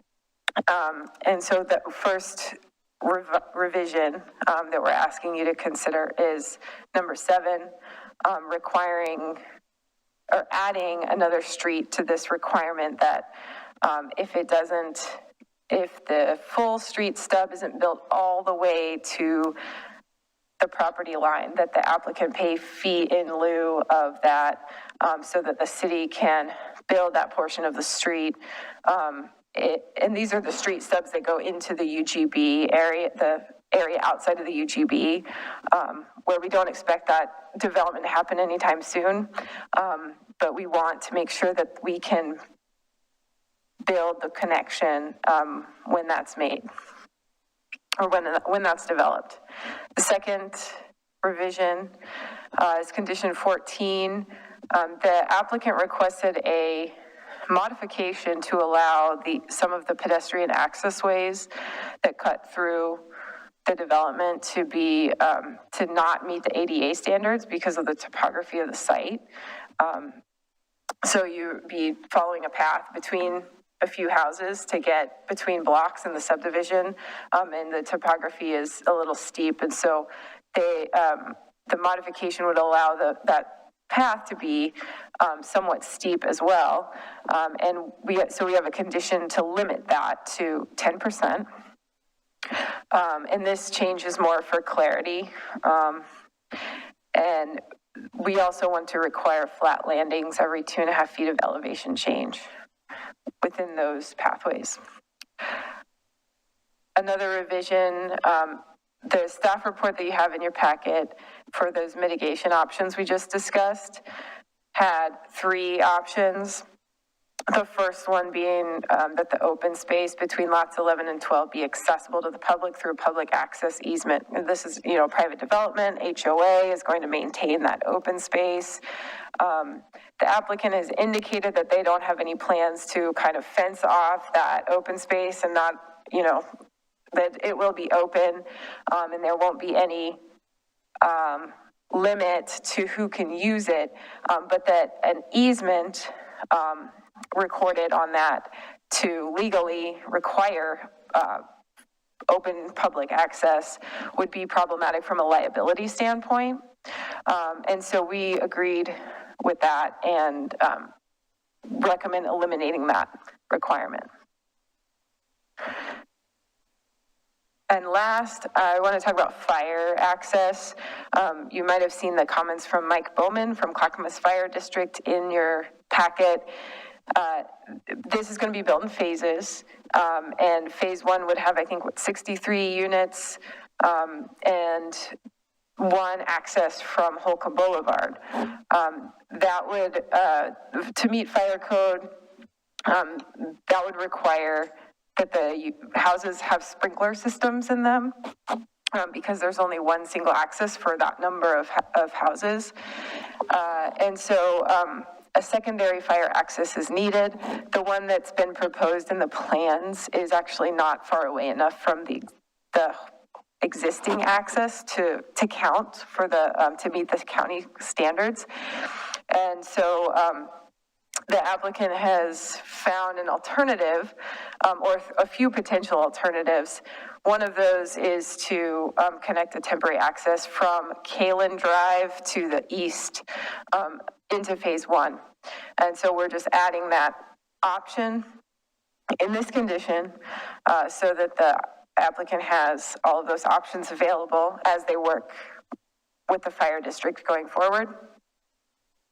And here's that existing Kalen Drive, what that looks like leading into the development. So that's going to be connected up from phase 2 as a permanent street, and phase 1, most likely if they use it as emergency access, it would be connected with a gravel emergency access. Because of the emergency access here, this is a half street, Kalen Drive, it's about maybe 16 feet of pavement. Where that car is parked there, that would be problematic for two-way traffic, especially fire access. So we would propose to add a condition of approval to place no parking signage along that curb.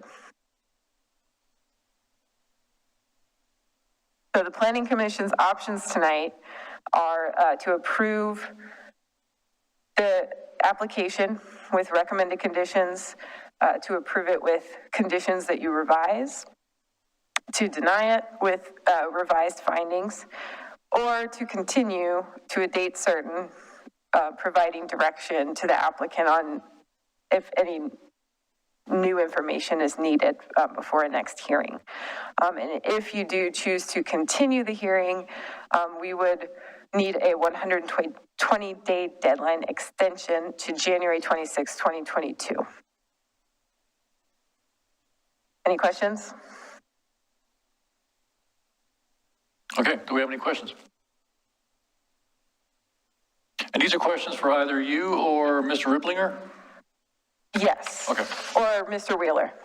Or Mr. Wheeler, okay.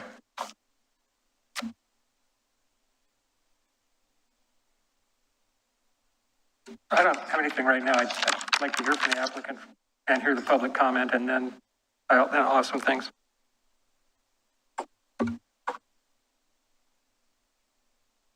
All right, I guess we're going to hold off on asking questions until we hear the rest of the materials. So now we will hear from the applicant, and you have 15 minutes, and please state your name and city of residence.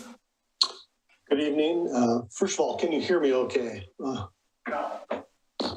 Hello, can you hear me? A little louder, possibly. Okay, I will try to speak up. My name is Rick Givens. Okay, thank you. I'm a planning consultant. I live in Oregon City. I'm representing the applicant tonight, Icon Construction and Development. Kelly has done a very good job of explaining the basic character of the project.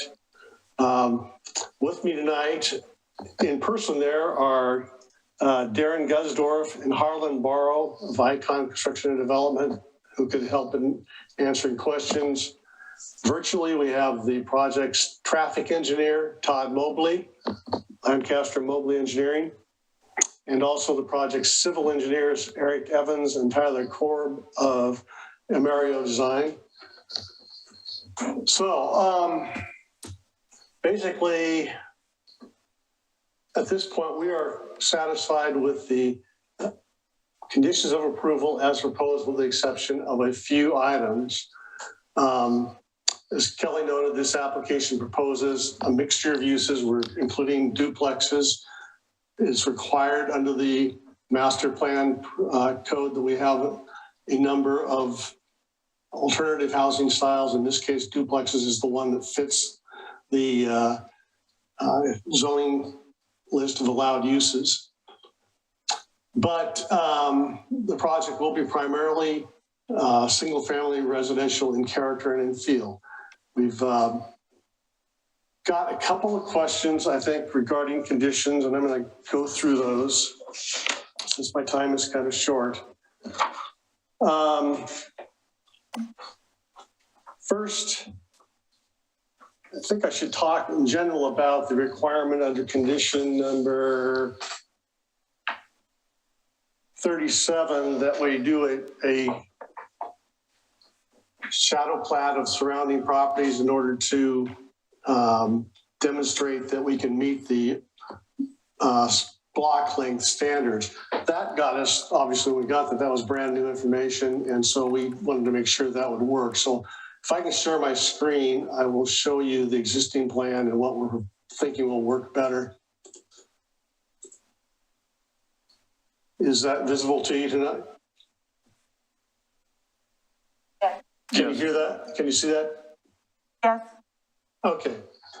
So this is the existing plan, and the issue becomes, well, how do you lay it out so that these surrounding properties can be developed in a way that you don't exceed the 530-foot spacing distance between intersecting streets? We looked at that, and I have emailed this plan to Kelly, so she has it for the record. It looks to us that the most efficient way of doing that is to change the layout so we've got a street going through here, Jennington, which is required in the conditions of approval. But that we relocate, instead of extending Kalen Drive all the way to the north property line, we shift it to the west so that it can provide for the future development of this property.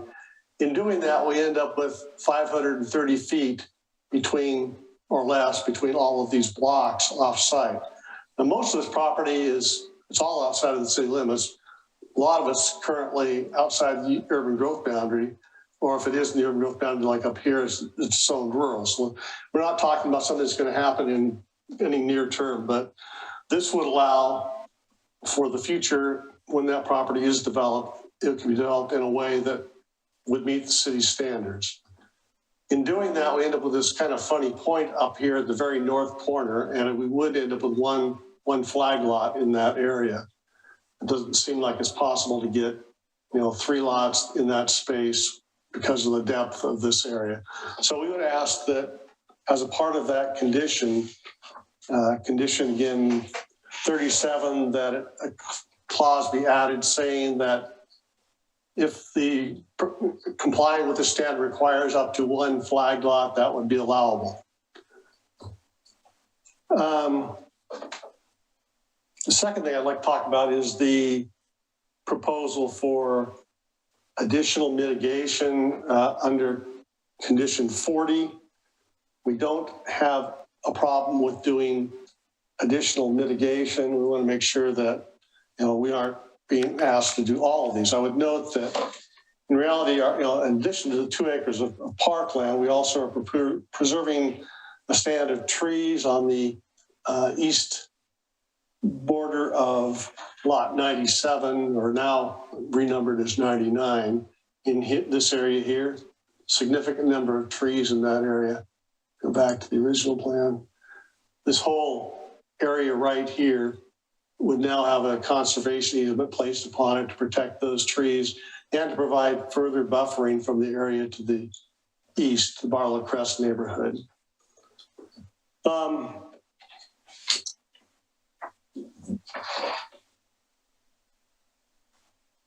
think other than that, we get down to two issues that are interrelated, and that's the issue of constructing sidewalks concurrent with site development activities rather than typical practice of building them at the time of construction of the home and being in place prior to occupancy.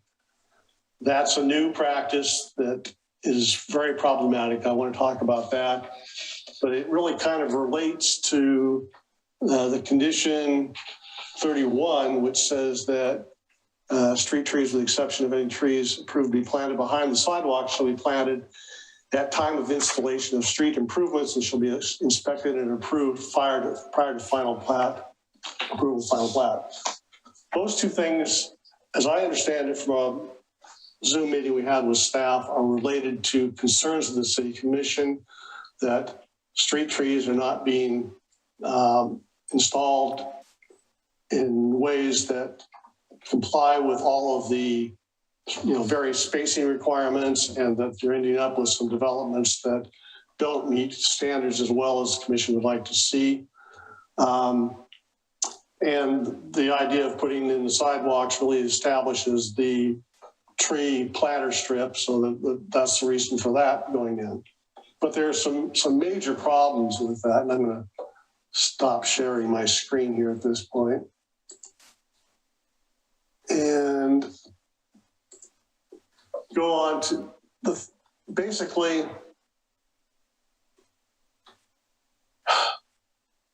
when you construct the sidewalks, it's done after the home is built, typically, in order to make sure that they're installed in the best way, that they are clean, that they don't get broken up by construction, and that they don't go in prematurely.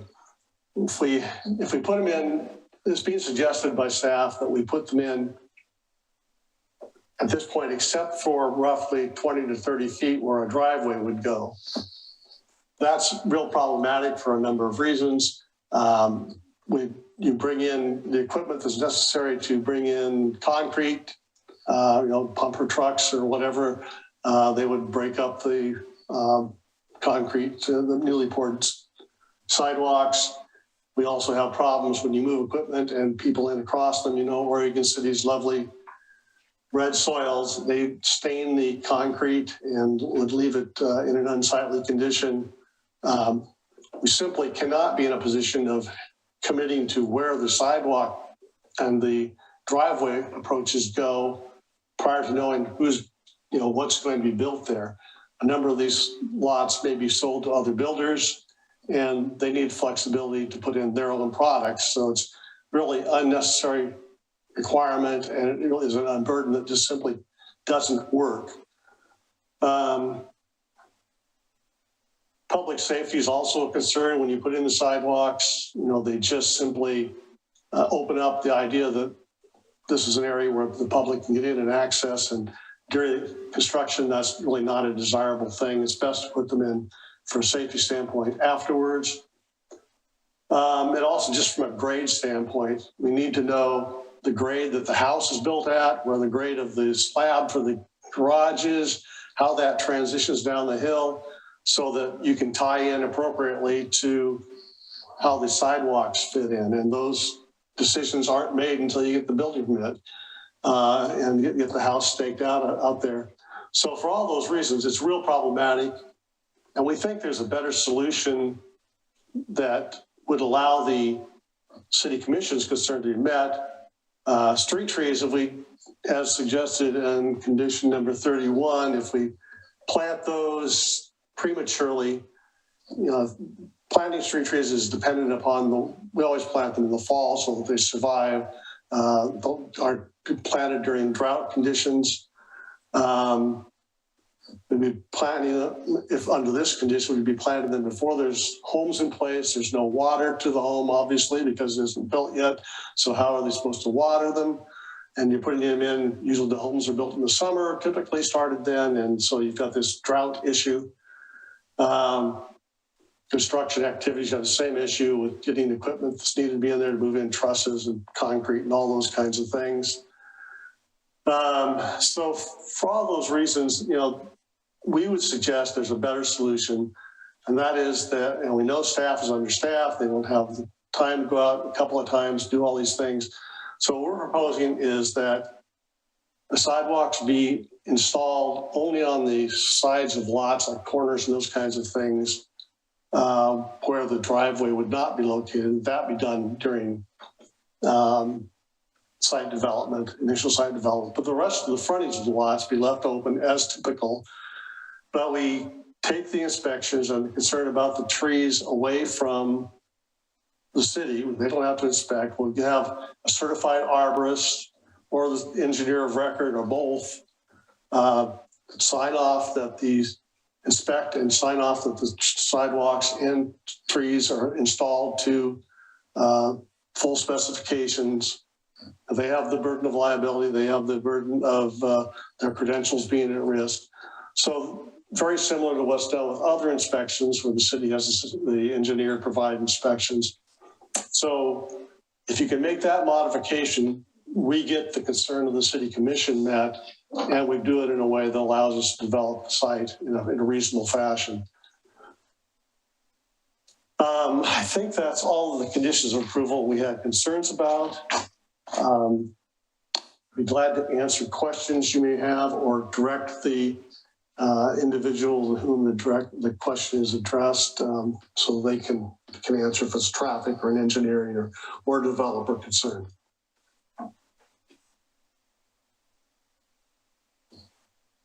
Okay, thank you very much, Mr. Gibbons. Okay, any questions for the applicant or any of his team? Got a couple of things now, and I might have more later. Mr. Gibbons, in the map that you showed, the revised map that you showed us in order to get around the block length issue, yes, it's a little difficult. It was too small to see the lot sizes on some of the lots that were changed. Can you bring that back up? You bet. Just a moment here.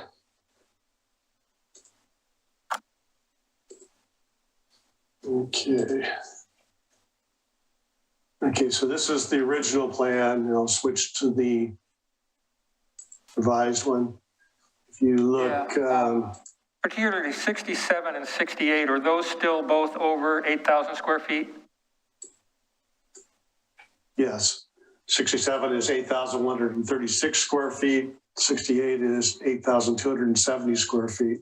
Okay. So it's still true that all the lots in the subdivision are over 8,000 square feet? And yes. You're just proposing that one flag lot? Yes. Okay. One other question that didn't come up in your presentation, and I apologize, my notes are scrambled and I don't remember where I read it, but somewhere in the staff report, it said that there would be only one driveway per lot. And I'm trying to figure how that works on a duplex lot. Because we have one driveway. A good question. I think since they're corner lots, we should have the flexibility to bring a driveway in from the other street. I hadn't caught that. I'm not sure where that is. That would be a pretty typical thing to allow. And I think under the new middle housing criteria, the city is obligated to make every adjustment necessary to allow for the housing type. So that would seem to be a reasonable proposal. And I tried to bring the staff report up on the iPad here, and I can't get it to come up. If somebody could help me get that on the screen, then I can find that one driveway per lot reference, but I don't have anything else for the applicant right now.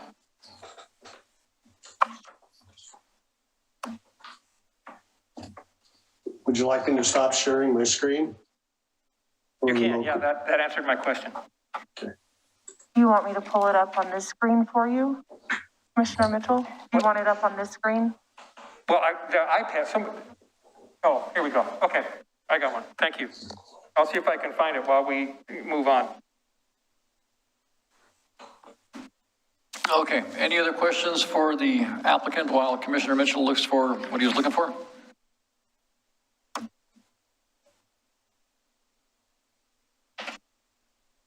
Okay, we got somebody from Commissioner West.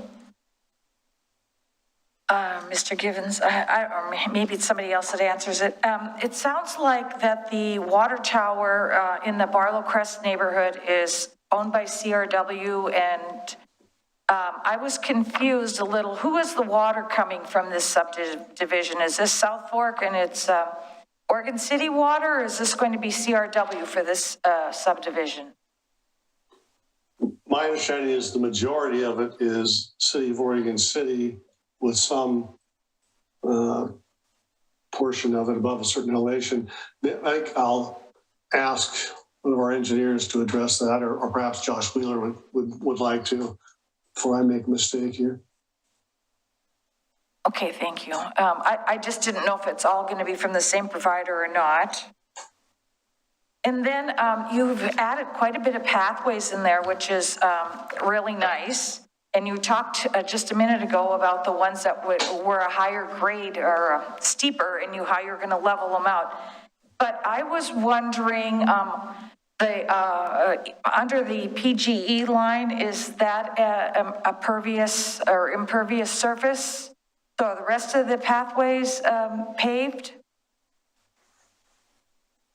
I don't know that we've worked that detail out with staff, whether that's to be paved. I would assume it would be. But I don't think we've had a discussion about that, to tell you the truth. That one, and how about the other one that's the Barlow, replacing the Barlow Trail that's going through the property? That would be paved, yeah. We would have a 5-foot sidewalk offset to one side, and then landscaping per the city's normal standards for pedestrian pathways. And would the ones that are going to be graded and the Barlow Trail one be lit at night? Or have the option? The requirement is that we provide a lighting at both ends of the pathway. Oh, at the ends, okay. Yeah. Thank you. I think Josh Wheeler is able to answer the water question.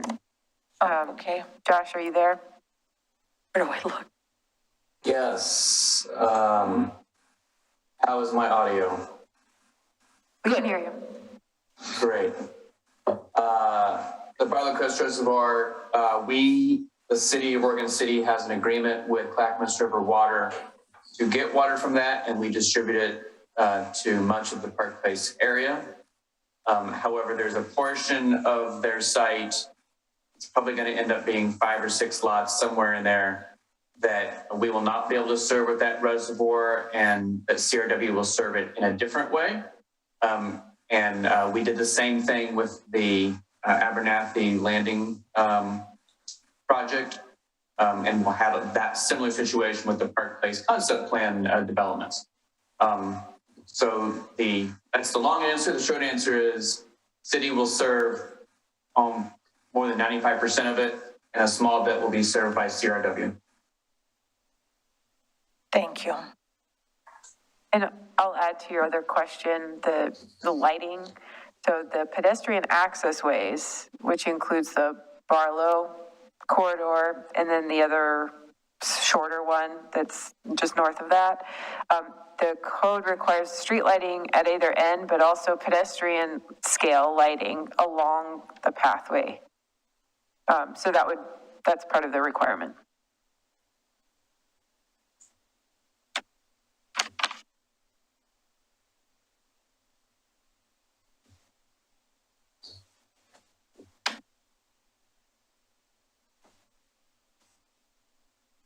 Commissioner West, did you have anything else, or was that? Oh, that's it. Thank you. Sorry. Okay. Commissioner Mitchell, did you find? No, I'm sorry. I'm still looking, but okay. Can you explain a little more he mentioned a concern, or Ms. Reed might have a concern with the easement for public access to tract B, and I assume, would that also apply then to the two pedestrian access ways? And so I'm fuzzy on the ownership of those and the liability for maintenance of those. Our Parks Department has said that they're not interested in the 2-acre piece of property, which quite frankly, I find silly that they don't want to take that as park property in an area of our city that only has one park in it. I understand the reasoning for it, and it came about when we had pocket parks being built, but there's a whole big difference between a pocket park and a 2-acre park. I mean, the 2 acres is good size, and I think the city should take it on, but that's my opinion. I'll get off my soapbox, but I'm concerned about the ownership and public access and liability of that 2-acre plot if the city does not take it on, and the access ways. So I'm confused where we're at on that. Yeah. Would you like me to address that? Or I can address part of it. okay, Kelly, go ahead. Yeah. The pedestrian access ways are, they can either be dedicated as public right-of-way, or they can be, have a public access easement over them. And so I think what's being proposed here is not a right-of-way, but a public access easement. I believe the HOA would be responsible for maintenance of those. Rick, you can correct me if I'm wrong. For the park, or for the open space, it would be HOA maintained and managed, and there would be no access easement over that, although the applicant has indicated that they're not going to fence it in or lock it or anything. For the shared use path, that's the same as the pedestrian access ways, where it will have a public access easement. So no restricted access, anyone can use it, but it would be maintained by the HOA. So as far as, Rick, maybe you could talk about liability there. Sure. Yeah, well, our preference was frankly to have the whole thing taken by the city parks department, simply because we think it would be a good tie-in with the open space at the school site, and it would make sense because this area is underserved. Understand their concerns about maintenance, but I still think that would be the wisest choice. Our concern is simply for the HOA, when they get this 2 acres, having a public pedestrian trail through a property is fairly normal, and insurance companies understand that. But the rest of the park and the amenities within it, having that legally established as being open to the public, but maintained and insured by a homeowners association, is going to be problematic. As a practical matter, nobody's going to enforce anybody from the park, from the pathway getting onto the open space area, but they do so at their own liability, their own risk. There's no understanding that it's open for public use, and otherwise you'd be asking the homeowners association to undertake a liability that is typically the responsibility of the park department. Somebody gets on there and breaks an ankle or whatever in a gopher hole or whatever, the HOA shouldn't have to bear that risk. It should be something that someone who goes on there understands it's their responsibility.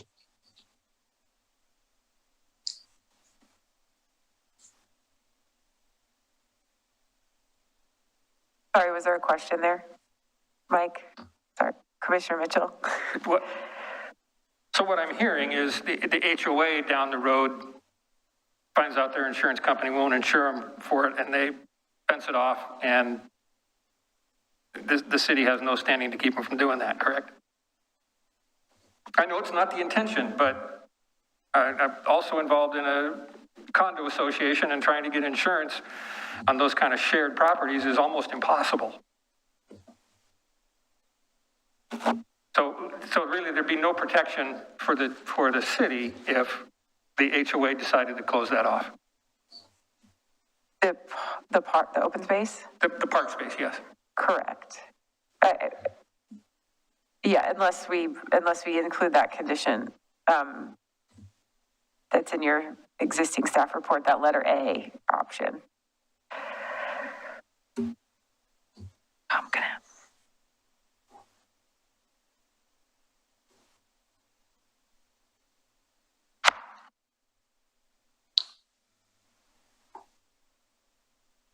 Commissioner Mitchell, while you're looking that up, Commissioner West had something she wanted to bring up. Does that work? Oh, sure. Okay, all right. Go ahead. Well, I don't know if I said it was standard practice, but I thought I could recollect from years ago that there are many pocket parks that are covered by HOAs in new developments. Is that really, I mean, how commonplace is it? Is it a reasonable condition? I don't know how commonplace it is to have a public access easement on that open space when it's an HOA kind of privately built open space. That's something that we could absolutely do some research on, but we would need more time. Yeah, maybe that's the difference, is it's a public access. So instead of property of the HOA, then that's probably where I'm getting this a little muddled. Right. So, and I think maybe in other jurisdictions, the open space gets dedicated as public park land. In Oregon City, we have an open space requirement, but it is not a requirement that it gets dedicated as public park property. So it's up to the Parks Department whether or not they want to take that on. And the applicant has proposed that they would like to dedicate it as park space. But our Parks Department, because of the size of the property, they only will take on parks that are over 3 acres in size. So we have a comment in the record from the Parks Director, Kendall Reed, that explains that. And so that's, the alternative is the HOA maintains it and controls that aspect of it.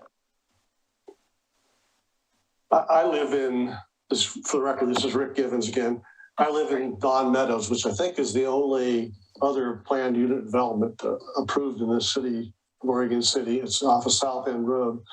And we have common facilities, a pathway and a couple of pocket parks that the neighborhood owns. We don't make any attempt necessarily to close it off to the public, but by the same token, we don't advertise it as being available to the public. This condition, if it were as written in the original staff report, would basically mean that you're transferring responsibility for that to the HOA for public access. If we have a problem with, kids getting onto the basketball court and doing stuff they're not supposed to and things that don't belong to the neighborhood, we can call the police and have them escorted off, but if it's open to the public by restriction, we wouldn't have that ability. So I think it's unfair to impose that on the HOA. I think it also is probably very close to a taking if you're requiring that it be open to the public when there's absolutely no nexus between this development, which we're required to provide an open space for the project. There's no requirement that we provide a public park, but you're essentially making this a public park if you adopt that condition. I think that would be inappropriate for the city to do so. So we simply would suggest that, we'd be required to have a public access easement along the trail and along the pedestrian pathways, as Kelly mentioned, and that the issue of public access be left to the HOA. Okay, I have something to say on this subject since it's come up. It seems like it's becoming much more complicated than it needs to be. What exactly is preventing the city from being able to dedicate this space as a park? Is there something in the city charter that says it has to be 3 acres? Is it just the Parks Department that chooses to use that size? Yeah, yes, I believe it's more of a maintenance issue for parks that's understaffed, and if they have lots of various parks to maintain, like small pocket parks everywhere, it's just not manageable for them with the staffing that they have. And so they're only able to really maintain larger parks. It seems like it'd be easier to maintain a smaller park. We could ask the Parks Department to provide more information to you if It would make sense. I can speak to that because I was on the Parks and Recreation Advisory Committee when this was discussed. I don't think I was on it when a 3-acre number was thrown out.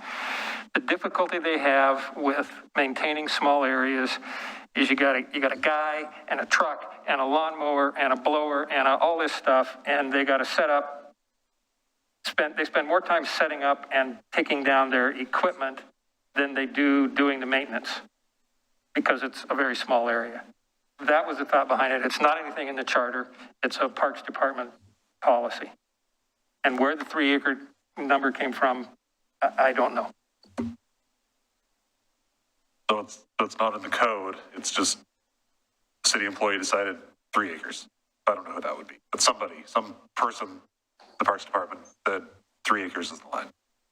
I think it's not something new. Okay. That's been the Parks Department unwritten policy for many years. Okay, thank you.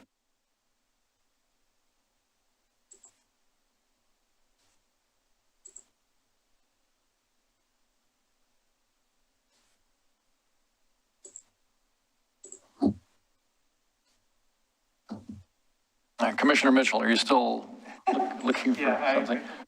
Go on. Okay, all right. Yeah, go ahead. Mr. Givens, Yes.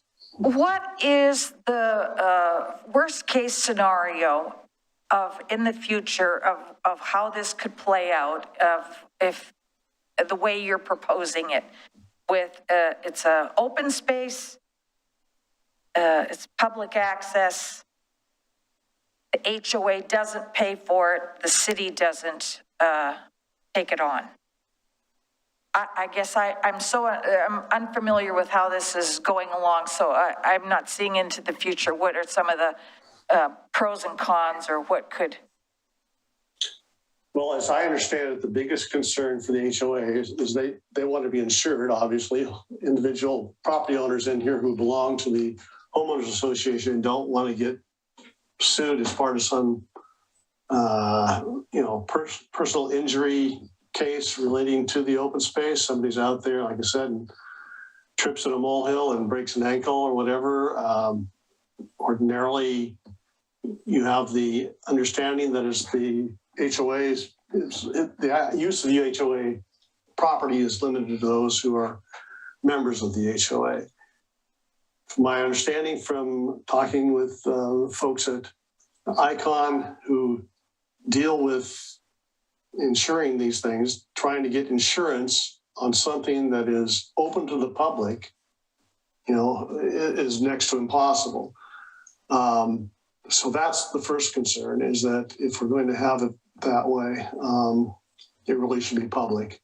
If the city thinks that there's a need for public access in that area, they shouldn't burden an HOA with increased liability.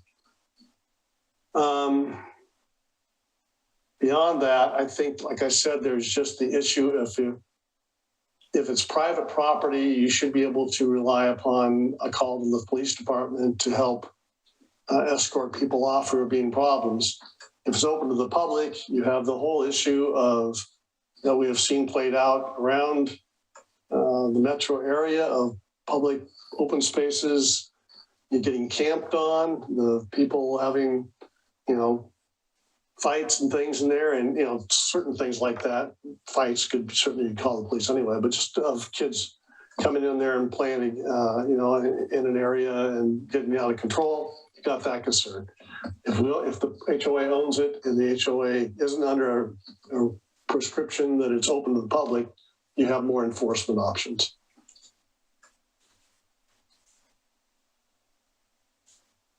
Question. Go ahead, So, Commissioner Gage. a question that I have then is, it sounds like this is such a liability for the HOA. Parks Department doesn't want to help. Does this have to be open space? It sounds like it's more of a problem than anything else. There is a requirement for planned unit developments to provide, I believe it's 100 square feet of open space per lot or per unit in the development. So 141 units, 14,000 about square feet of open space is required. I mean, this is a requirement of many jurisdictions for any subdivision over, 25 lots, 30 lots, has to provide open space. So it's very common. We only require it when it's a planned unit development. And I think what we're recommending is removing the requirement that there be an access easement recorded on that open space. So it would still be provided. The HOA would maintain it, and the HOA would have ultimate control over that property. There is, I think, a small chance that the HOA in the future could decide to gate it, lock it up, and only let the residents use it. I think that's probably unlikely, but it is a risk that we would take if we approved it without an easement. But our recommendation, an easement is not required by our code. We had originally recommended it as mitigation for the density adjustment, but the applicant brought up the liability issues. And so in light of that, we are kind of backing off from that requirement and saying it's okay to provide the open space without a public access easement, given the circumstances. And this is common in other subdivisions that have HOAs? They have the same issue and they've been dealing with this? I don't think there are many HOAs in Oregon City with open space, but with open space that's private. I think that does exist. I mean, I think Rick Gibbons mentioned the subdivision he lives in has one that is maintained by the HOA, just as this one would be. And I think it is common in other jurisdictions as well. But I do think also something that's also common is for the open space to be dedicated to as a public park.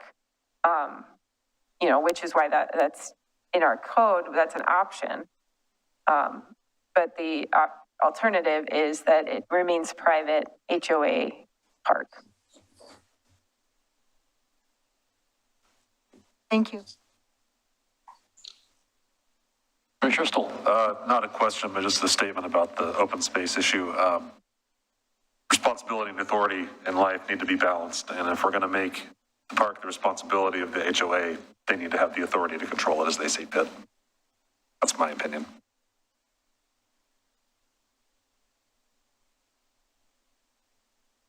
Yeah, it's open space, not a park. I'm wrapping my head around that, even though we have a policy in our comprehensive plan, 8.1.14, that encourages developers to donate land to the city for public parks. If we're not smart enough to take it on as a city, as a 2-acre park, then that's on us. It's open space, belongs to the HOA. They can do what they want to with it.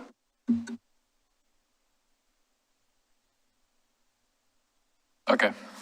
My concern with this is if the homeowners association doesn't want to claim the liability of it, or homeowners association just disbands, I don't know what's going to happen with it over the years. Everybody's fears that it turns into no man's land and then somebody else claims it. And next you got to camp on it. Can somebody bring up the map of where exactly that is? Because I feel like it's on the left edge. I feel like if it would be more central where only backyards could access it, there wouldn't be the fears of that. But since it's off to the side, it'd be a lot easier for someone to claim that piece of property if the city doesn't want to. if the city owns it as a park, they've got a lot of, rights to it as far as code enforcement. But if nobody seems to want to claim it, it turns into one of those pieces of property that, and somehow people figure these things out. They figure out that nobody's really responsible for a piece of property, and the next thing you know, you've got some RVs on it and things like that. So we definitely don't want to leave that kind of a window open. May So I that would be address that would be my that concern. issue? Or are you still taking public testimony from the applicant or not? Before the Yes. commission deliberates, if you're done asking questions, you might want to take public testimony at this point.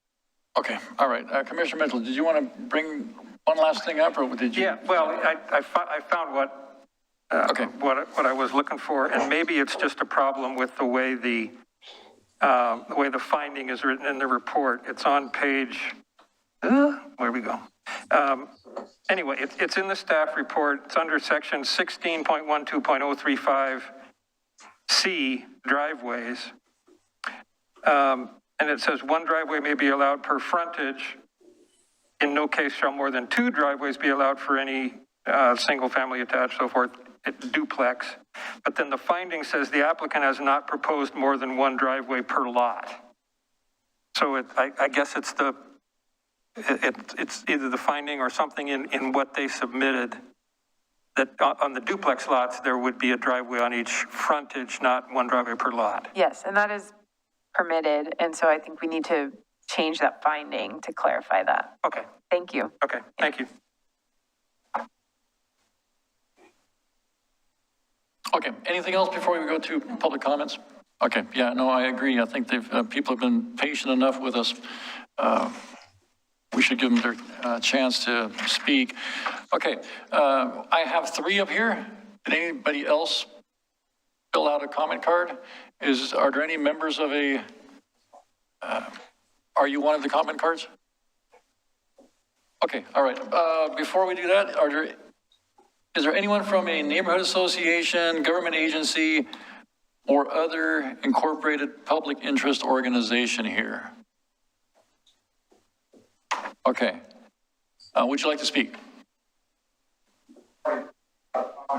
Okay, all right. Are you Timothy? Edward? You are Bob. Okay, all right. I'm sorry. It's difficult to identify people with masks on. Okay. Then Bob, you'll be first, and you have 5 minutes. And thank you.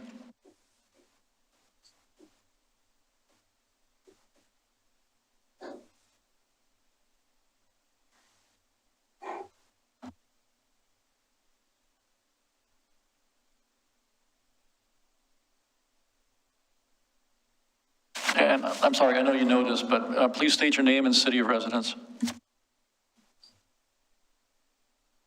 My name is Bob LaSalle, and I live here in Oregon City.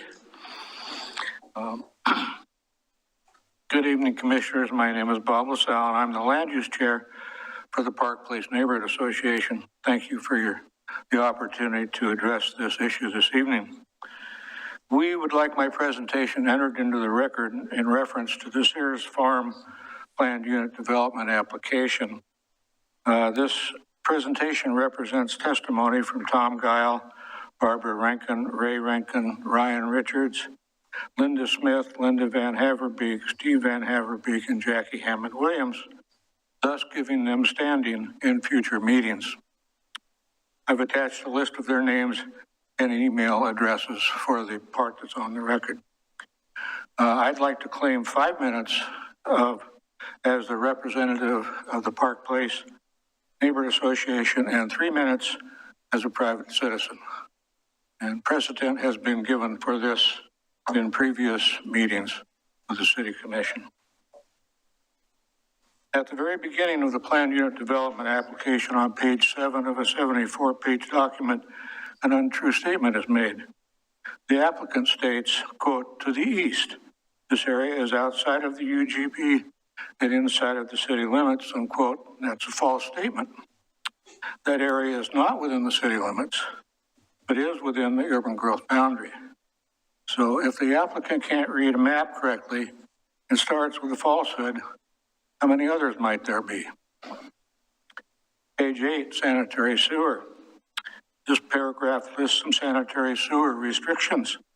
Quote, city staff advised the applicant that the Holcomb Boulevard sewer is nearing capacity, so no project sanitary sewer will be directed to that facility, unquote. And it further states, the sewer from this development will need to be directed to the Ames Street sewer to the west. It goes on to state, quote, this location will require the approval of Clackamas County.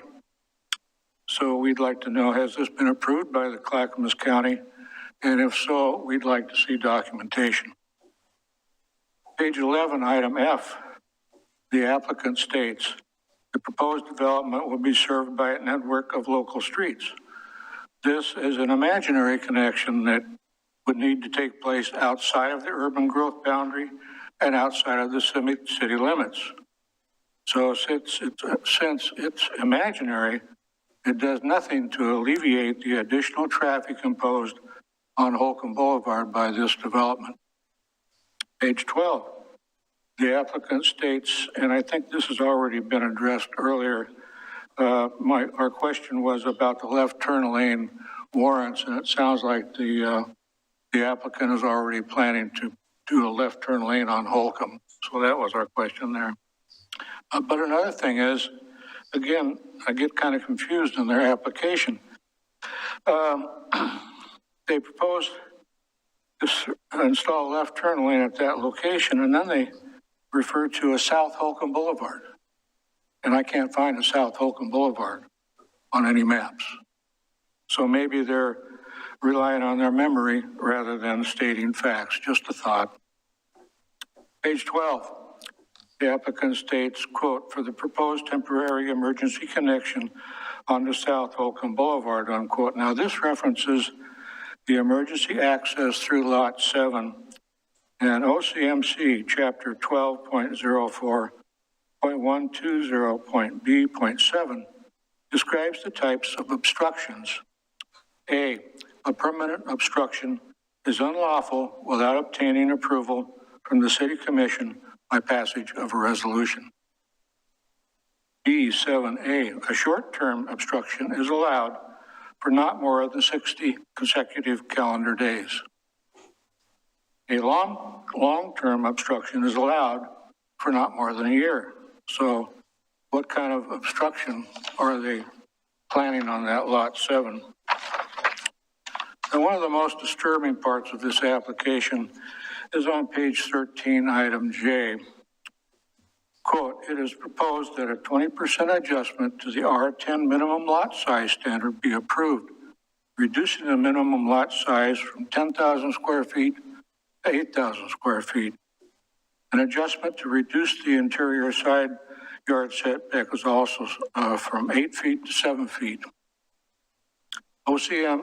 OCMC Chapter 16.08.065 states, quote, dwelling district may utilize a lot size reduction of up to 25% of the lots proposed, unquote. And the applicant is not asking for 25% of the lots to be reduced by 20%, which would be 30 and a half lots. They're asking for 102 lots be so reduced. The code further states, quote, the reduced size lots may be up to 10% less than the required lot area, provided the average lot size of all lots meet the minimum requirement of the underlying zone. Unquote, the proposed lot size reduction amounts to an average lot size of 8,839 square feet, which is well below the requirement that the average lot size meets the minimum requirement of the underlying zone, which is R10. Now, the developer knew full well what the zoning was here, and this request in all reality results in a zone change from R10 to R8 without going through the zone change process. These requests are simply a means to build more homes on less property, thus increasing profits. So And don't let the applicant in their rebuttal convince you by using semantics or legalese that this is allowed, because it isn't according to code. On page 19, they make the same request. I guess this way, if you denied them the first time, they might slip it by the second time. OCMC chapter 17.65.070 states, quote, an applicant may request one or more adjustments to the applicable development regulations, unquote. This doesn't mean that they should automatically get the adjustments. They should be required to show very good reasons why they want to operate outside of the city code. Page 29, in regard to Holcomb Boulevard, again, this refers to the left turn lane on Holcomb.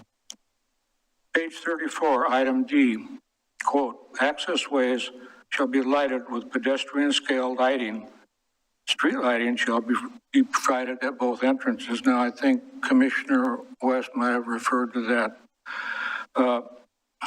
It should be noted that this developer had the same requirement in a recently developed subdivision nearby. That requirement was deleted from the conditions of approval for reasons yet to be determined, and that lighting has never been provided. Never been provided. It's a definite safety issue that I think the commission should be concerned. I'm sorry, out of fairness for everyone else, can you wrap it up in a few seconds? I will. Over 8 minutes. Just Thank you. About one more minute, please. We requested a rebuttal time of 5 minutes after the developer's rebuttal. We know this is an unusual request, but past experience has shown it may be necessary with this developer and his attorney to maintain an even playing field and counter the developer's misconceptions or misinformation. And we've found nowhere where this is prohibited. I'm providing a narrative of my testimony to be put on the record and a copy for each of you. Thank you very much for this opportunity. Thank you. Be happy to answer any questions you might have. Okay. We're going to go through the rest of the comment forms, and then we may come back. Okay. Mr. Timothy Spreadborough. Now, please state your name and city of residence. Thank you. And you have 3 minutes, roughly.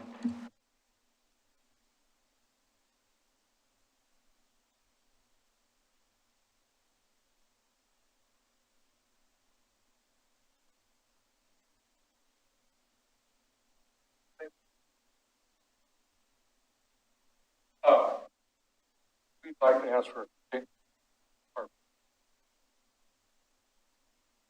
Okay, thank you. A continuance. Neighborhood Association. Okay, go ahead.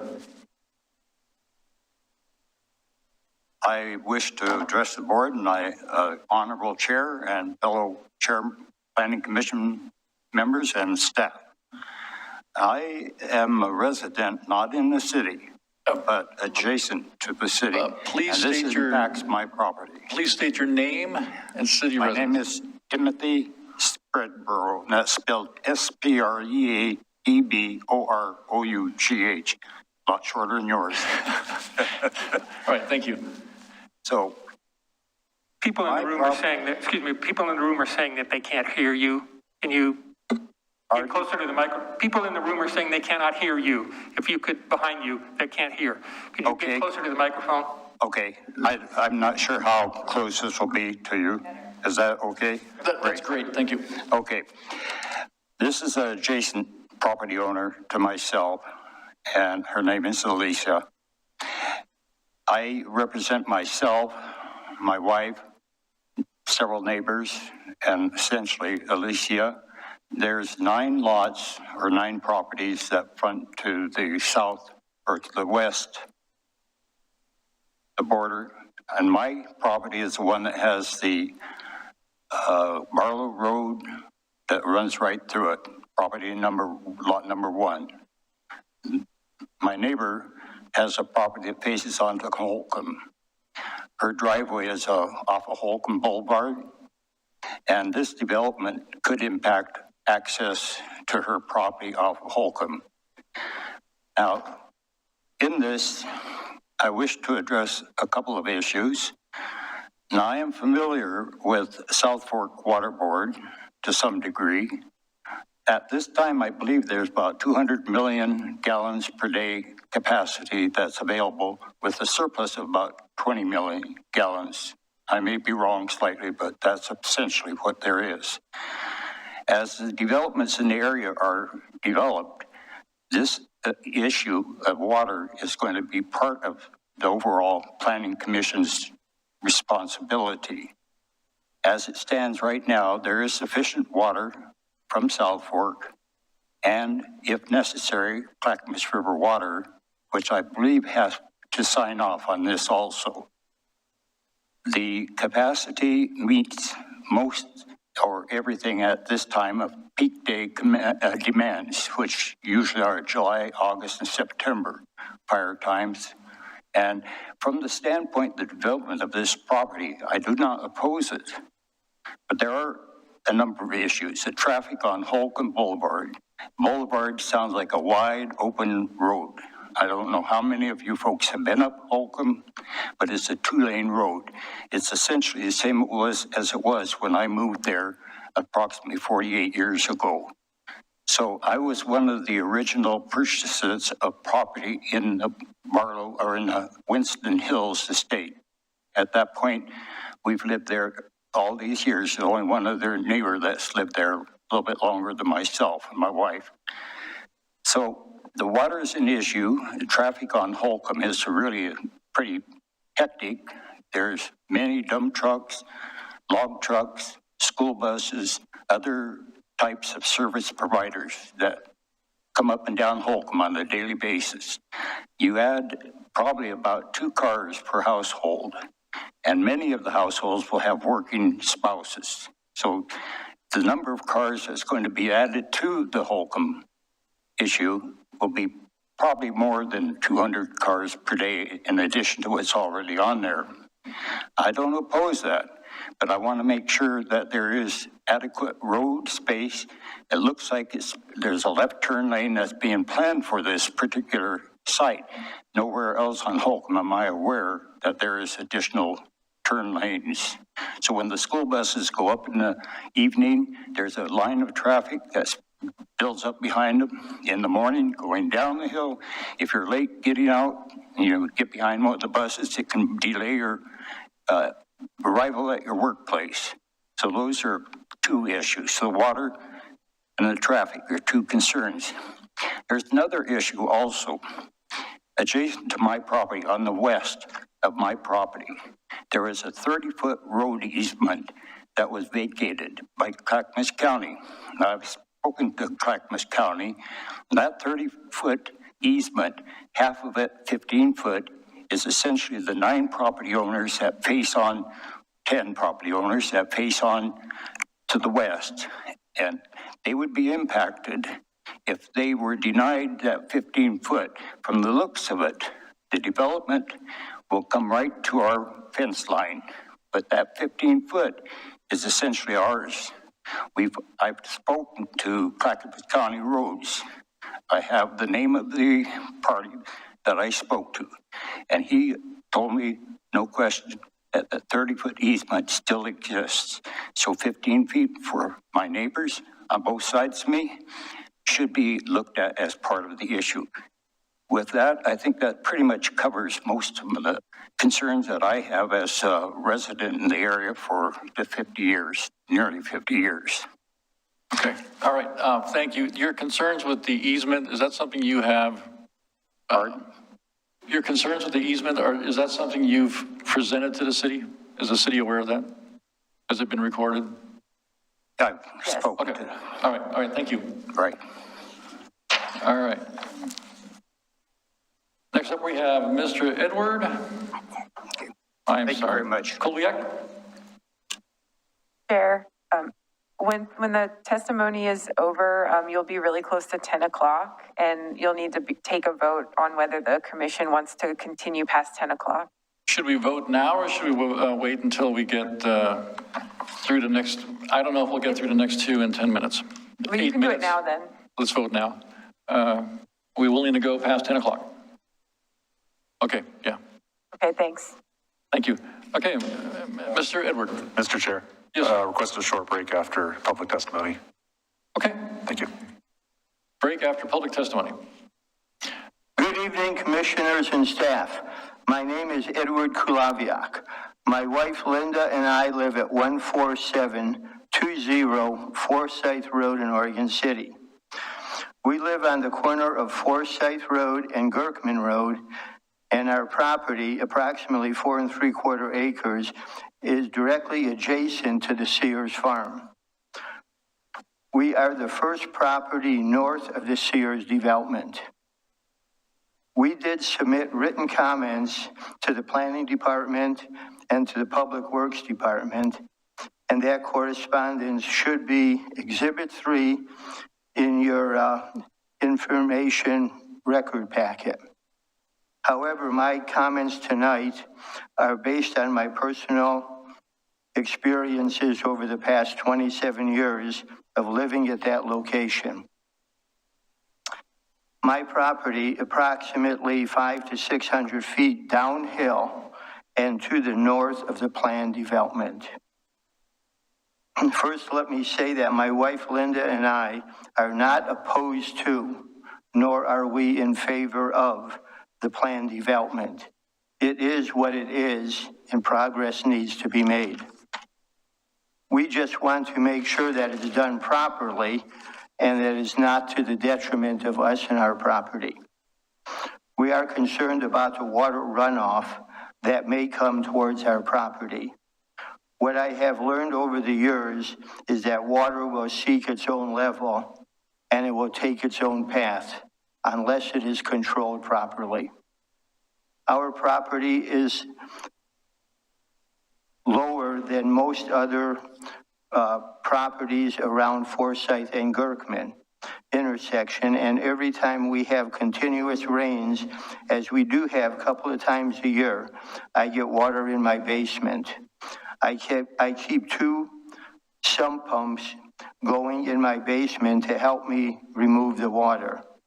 The water table in this area is high, and I have a French drain across my backyard. However, while I am able to somewhat control the amount of water that I get now, additional amounts of stormwater runoff from the development could be detrimental to me and my property.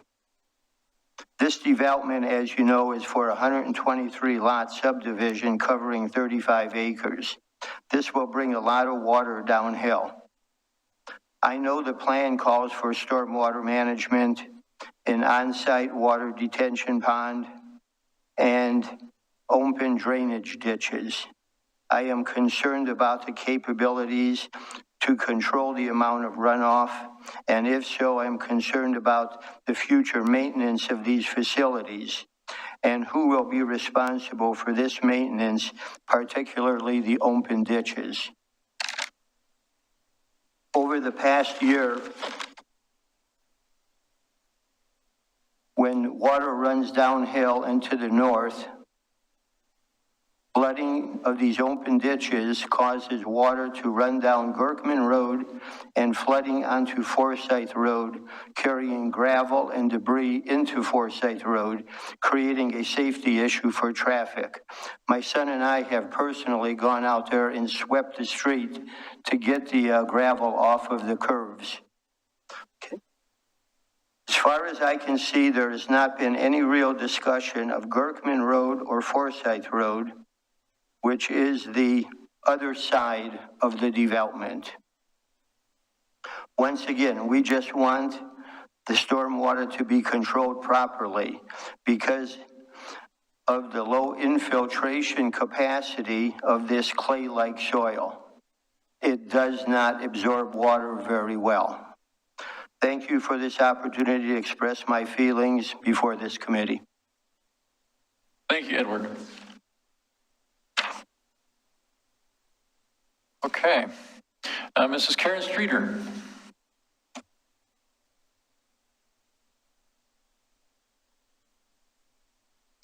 And please state your name and city of residence. Thank you.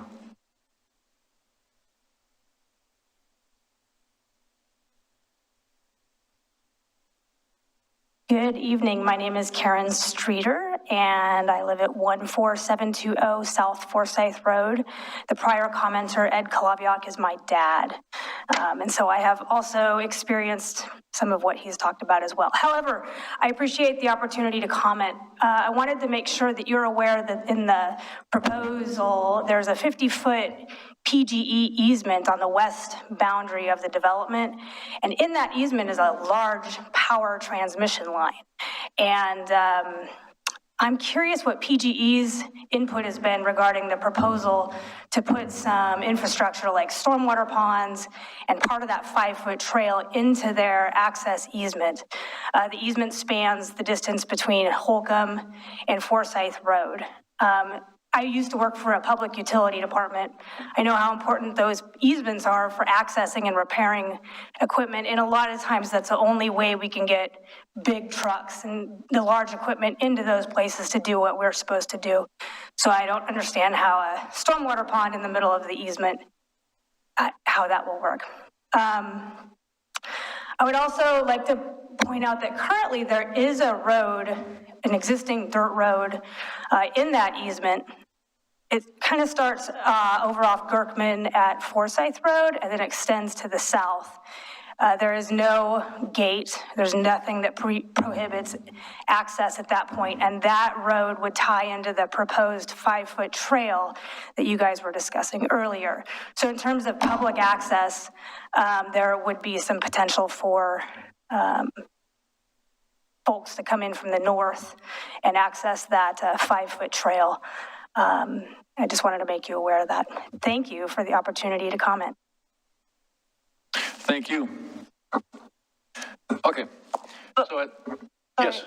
Before the commission goes on break, I would like an opportunity to clarify the testimony of Mr. LaSalle with respect to, he indicated that he was testifying on behalf of other individuals and that he was submitting written testimony. I would like to know whether that written testimony was received. Yes, I have it right here. And that written testimony includes the names of the individuals that he identified. Yes, on the top copy. Thank you. Sorry for the interruption. Okay, and then how many minute break are we going to take? 5? Okay, we're going to take a 5-minute break. Recording stopped.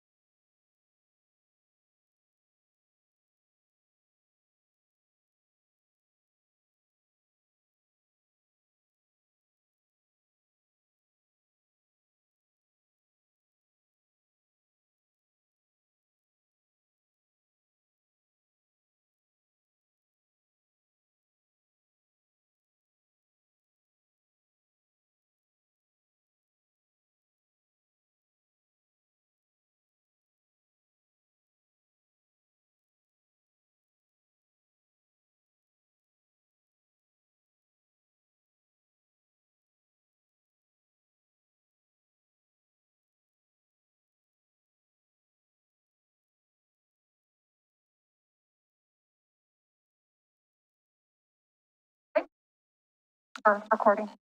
Okay, we're back. We're back from break. And now we are going to hear the applicant's rebuttal, and you have 5 minutes. And you're muted. Thank you.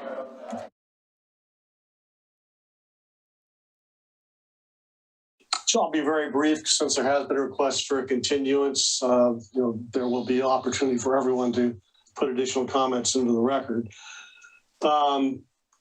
First of all, I'll just address a few things that Mr. LaSalle said in his testimony. About the UGB, we're referring to the properties immediately to the north and east that are outside of the UGB, that where we have our street stubs. That's the area we're talking. There's a small area of the Barlow Crest neighborhood that abuts on the east. I guess that's what he was referring to. Yes, we do need an approval from Clackamas County to extend sewer through the rural area. They have adopted a change to their rules that does allow for that. We'll be making that land use application shortly. It's just a type 2 decision. Don't anticipate any problems, but we've also talked with Wes Rogers of Oregon City Schools about the possibility of an easement through the school playground and out the public walkway in the Sunnybrook 2 subdivision. He's agreeable to allowing that as a fallback position. There's already a condition of approval. Condition number 18 says that the applicant shall design a sanitary sewer system according to the Oregon City Sanitary Sewer Design Standards and according to design calculations for proper sizing of the system. And it says that the applicant shall obtain all required permits and approvals from affected jurisdictions. And in this case, obviously, if we can't get the approval, the project doesn't go through. So you've got a condition of approval that covers that concern. You spoke about an imaginary connection to Kalin. Actually, there's a deeded piece of right-of-way that's deeded to Clackamas County that makes that connection between this site and Kalin. So there's no problem in making that connection as a half-street improvement as discussed in the application. South Holcomb Boulevard is identified as south on the city's GIS system, so I didn't make it up. Comments about the emergency access onto Holcomb really don't relate anymore. We're going to be doing a connection over to Kalin, so that his concern there is not relevant. The comment about the 20% adjustment to the R10 standard in reference to 16.08.065 is not relevant to a PUD/master plan under the provisions of 17.65.070 C3, which allows that residential design standards that are necessary to be adjusted to allow for development consistent with the master plan approval can be so adjusted. All of the provisions that he referenced, 16.08.065, is a residential design standard, and also, 5 under that same section talks about standards for land division approval. So that can be modified as part of this application. Obviously, this provision of the other section of the municipal code allows for density increases in order to establish, best use of city's resources of vacant land, as you discussed in your prior public hearing. We're doing what's allowed under that chapter, and the provision here would allow the modification of, so we don't have to comply with the 20% maximum otherwise applicable. He asked that the city's normal process of allowing the applicant final rebuttal be breached, and he allowed rebuttal. That's simply not the way it works. The applicant has the burden of proof, so we get the last say. We're not going to cede that, but we would note that he's asked for the application to be continued, and we, that's allowed under the Oregon statute. So certainly he can do that, and he'll have the opportunity to say the addition he wishes regarding my comments. We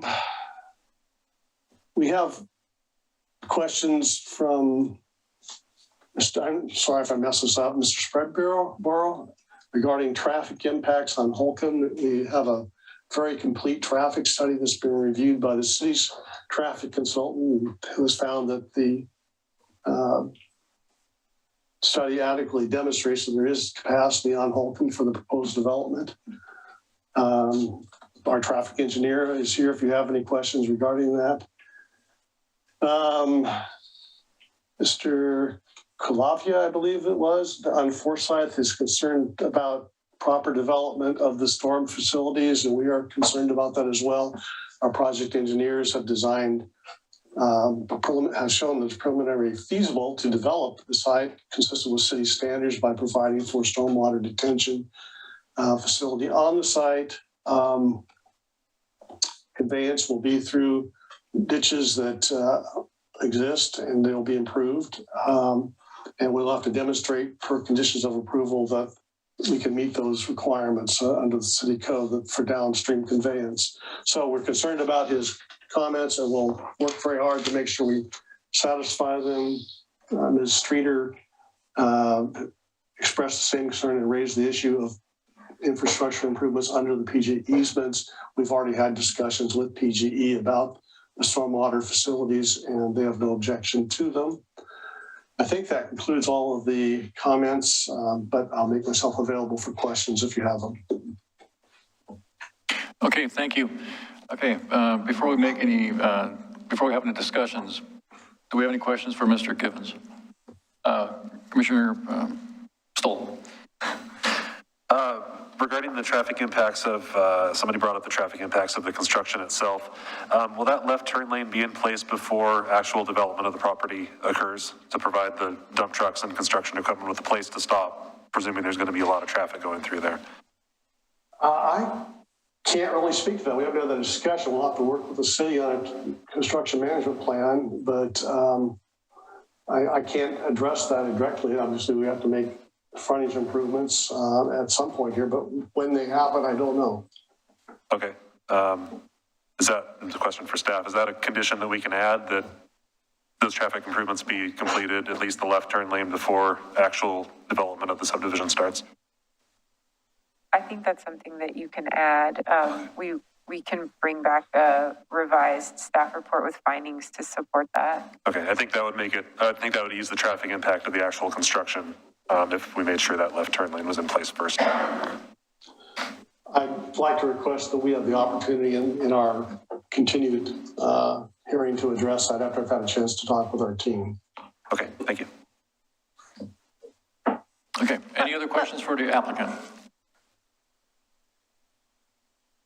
I just like to ask the applicant, I understand, will you be extending the 120-day limit an additional 30 days in order to accommodate this continuance request?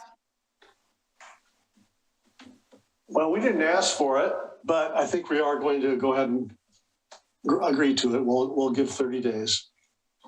Thank you. Would you follow up with Kelly with an email, please? Yes, we will. Thank you. Okay. All right. At this point, we're not going to be closing the public record, but do we close the public hearing? To close the public hearing for tonight, yes. Okay. All right. So at this point, we're going to close the public hearing. And now we need to have a discussion on what exactly do we want the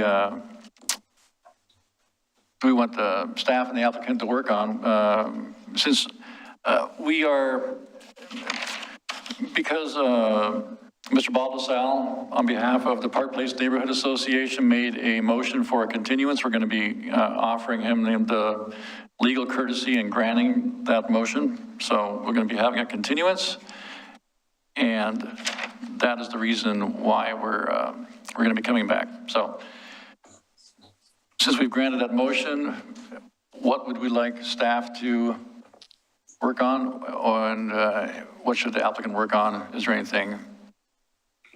Excuse me, Mr. Chairman. Yes. Can I ask one question? We didn't talk about the length of the continuance. We would suggest 2 weeks is adequate. So when you make a motion to continue, you would continue to a date certain. The next meeting is November 8th. There's also a meeting November 22nd. I think, November 8th is a tight turnaround. If you're asking for a lot of additional information, then it might be difficult to provide that. By November 8th, we can try our best. But I think it depends on how much information you're asking. The 120-day extension that they just granted would be easier to accommodate with a November 8th date certain. But the important point about November 8th is in order to get materials into the agenda packet, we have to have them out to you by November 3rd, which is, less than, 1 week and 2 days from today, which means we would have to have materials from the applicant, within the next 4 days, it all has to reverse engineer itself to allow sufficient time. Right. And 10 days is not a lot of time for staff to put together another report to respond to the testimony that was given. And so I believe we will meet whatever deadline you put before us. Okay, the, not the next meeting, the meeting after that, what was the date? November 22nd. Okay, is November 22nd agreeable with the applicant? I will be out of town at that point in time. I may be able to attend via Zoom. I will try to work that out.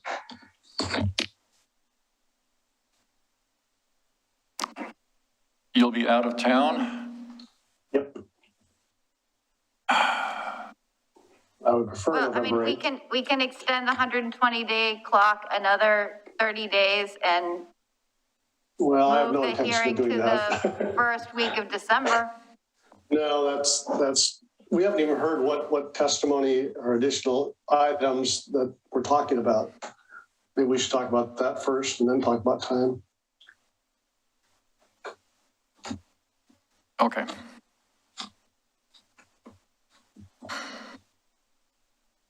Can we get the work done? Can we get the work done in 10 days? I don't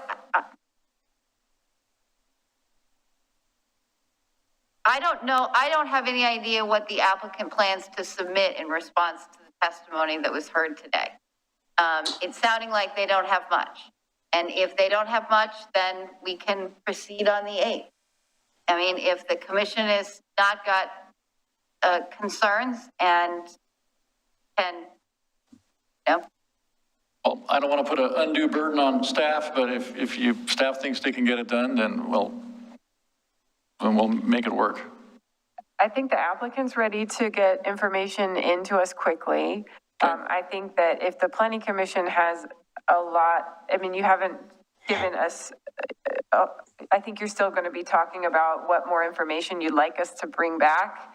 If there's anything in addition to all the public testimony that we heard. So if there's more that you'd like us to address, then I think that's a part of this whole question of, do we have enough time?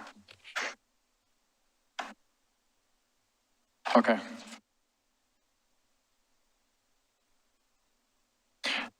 I took notes, but I didn't take that good of notes, so I'm going to need some help with what issues were brought up that we need brought back. There were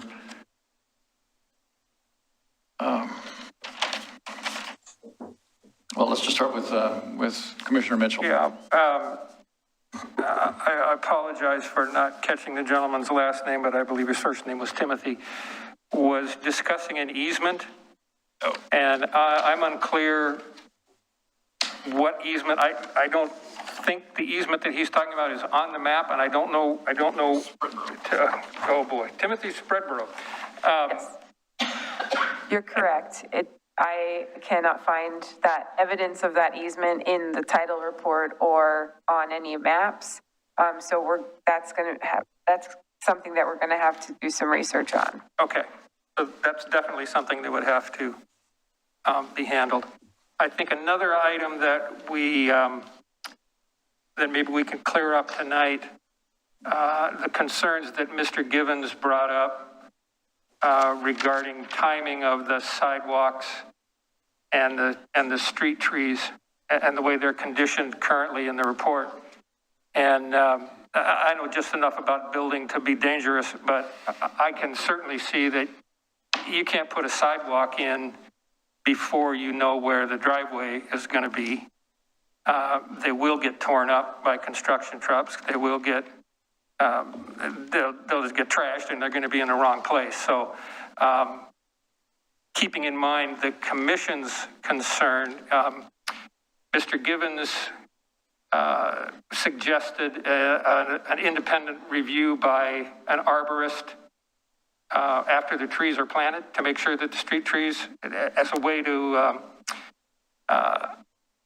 accommodate what the city commission wants. And I'm assuming that he's suggesting that the applicant would pay for that. And so I would suggest that with the approval of the other commissioners that that condition be changed to allow for the sidewalks and trees to be planted in the normal course of the development, with a sign off at the end by an arborist at the applicant's expense. Or the other commission, I'm nodding heads. Okay. Yeah, I agree. Do we need to specify who gets to choose the arborist, or is that not an issue? Would be an arborist hired by the city. Hired by, hired by the city. Perfect. Yeah. Thank you. That's would be my thought. I just have a couple of quick questions for Ms. Reed. I want to make sure I understand. The variance for 8 feet to 7 feet on the side setbacks. That's only on lots that are entirely, it's only on property lines that are internal to the development. None of that 7 foot wouldn't impact any of the surrounding properties all the way around. Correct. Is that correct? Okay. And the other thing, I want to make sure I understand the number. If this was did I understand correctly that if this was a straight up R10 subdivision, that it would be 11 fewer lots that would be allowed? That's correct.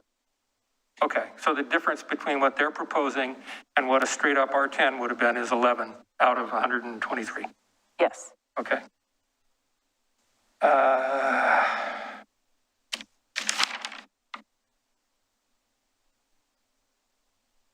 My only comment on the conditions in 40B, the mitigation conditions, those all look pretty good, except the first one, 4.5 inch trees. That to me is, I mean, that's not mitigating for anything. I would like to see, I don't know. We're talking, and that was talking about on tract B on that. Right. Yeah, I mean, it's a big chunk of property. I would personally like to see something more like, at least 8. Okay. But again, that's just me, but 4. 8 quantity. Yes, quantity of 8, instead of caliper. No, 4 inch trees across that lot is kind of meaningless. Yeah, that's a good word. Okay, I'm going to stop at that point. Okay, I do have something I put in my notes. It was from Mr. Edward Kulawiak. Sorry. He had concerns about what happens when the dirt gets disturbed and the ground can no longer absorb the water that it used to absorb. What happens if his water table goes up and he gets more water in his crawl space or basement than he used to, and his sump pumps can't keep up? What kind of liability is there for the developer? That's a question for the developer to answer. Okay. And they can answer that, and they can answer that during this continuance time. Okay. All right. I'd like that addressed. All right. Okay. Anything else, or is that what we would like to? Mr. Chair. Yes, sir. I'd like as I discussed earlier, the left turn lane, condition that the left turn lane be in place prior to development of the subdivision to ease traffic concerns on Holcomb. Also, one of the other, this is a question for staff. I had a similar question about the lot size reduction codes and what in my world seems to be conflicting. It seems that 1608-065, which is the lot size reduction that limits it to 10%, if there was an exception, it would have been listed. It would have said, except as provided for in 1765-070, but that's not there. So I don't understand how those two seem to conflict, because there's no reference in 1608-065 to the development, I forget the name of. Right, it's a master plan adjustment. Yeah, master plan adjustment. There's no reference to that in 1608-065, so I don't understand how. Right. How 1765-070 can exist in conflict with that. Yeah, I think, well, it's similar to a variance where you can request a variance for just about anything. So there's a list of, in the variance chapter, there's a list of things you can't request a variance for. Everything else you can. But we don't have all over our code, we don't say, this is the standard, except if you get a variance, right? So it's kind of like that. So yes, we have lots of standards, and yes, they can request adjustments to lots of things, but there's not going to necessarily be a cross-reference all the time. Okay. Lot size is one of the items for which you can request an adjustment, according to the master plan chapter. Okay. Okay, thank you.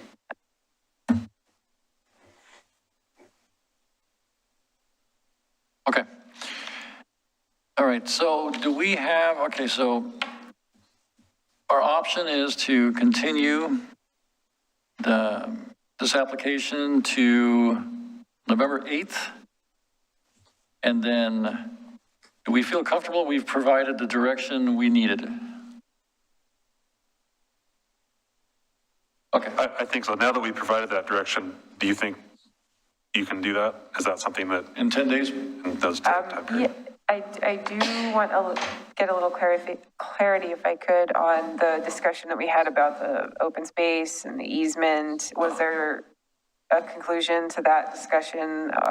The 50-foot easement, the easement on the open space to allow public access. Did the commission need any additional information about that? I'd like a finding that if the HOA is going to be responsible for it, then they have the authority for it rather than having a public easement. That's my opinion, but the others state theirs. Sorry, can you say that again? I didn't hear. Yeah, I'd like a condition of approval that, for that public space, for that 2 acres, that if the HOA is going to have the responsibility for it, that they get to have the authority to decide who uses it by way of not asking for a public easement. Did the commission want any additional information from the Parks Department? Back to the 3-acre threshold? in respect to making an exception and accepting 2 acres as a park? Could we ask him? You can ask them. I like her to ask him. That's a good idea. Yeah. Okay, be worth asking. And I think we should refer it to, I haven't got the number in front of me, our policy in the comprehensive plan, 8.1.14. Is that what my recollection was? I think it's encourages definitely 8. Developers to do just exactly what they've suggested to do. And now, as I said, in one of the two unparkedest neighborhoods we have, pardon my grammar, in the city, and we're not going to take a 2-acre gift. I agree. Short-sighted, in my opinion. And I'd love to hear a response from Parks about that. Okay. Okay, do we have a motion? Move to, I got to have the number here. Hang on. I have it here if you want it. Bottom line. I've got it on here somewhere. It's coming down. Okay, that's quicker than clicking. Okay. Move for continuance to date certain, November 8th, 2021, for GLUA 21-00029. And that includes all the other numbers, so I don't think I have to say it. Perfect. Okay, motion by Commissioner Stoll, and do we have a second? Was that second by Commissioner Gage? All right. All right, we got a motion and we have a second. Can we call roll? Commissioner Mitchell? Aye. Commissioner West? Aye. Commissioner Gage? Aye. Commissioner Stoll? Aye. Chair Schlagenhofer? Aye. Motion passes. Okay. Thank you, everyone. Next item on the agenda is communications. I'm not sure if we have a lot of communications, but it's communications. I'll let Laura take that one. I think Laura has something. Good evening. I actually don't have a lot of communications tonight. We do have our agenda on November 8th. There's nothing scheduled in November after that. So we look forward to seeing you again on November 8th. A question for you, Laura. Of course. I saw on the website that you're hiring a planning director.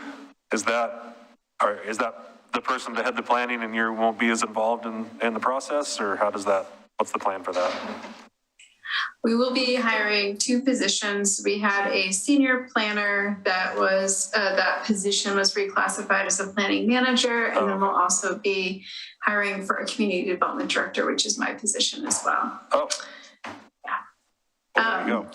I love Oregon City so much. It's been such a great city. I've been here more than 18 years and have had so much good interactions with the community and staff.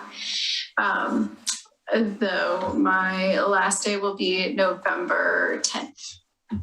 So I'll see you at your next meeting as well. All right.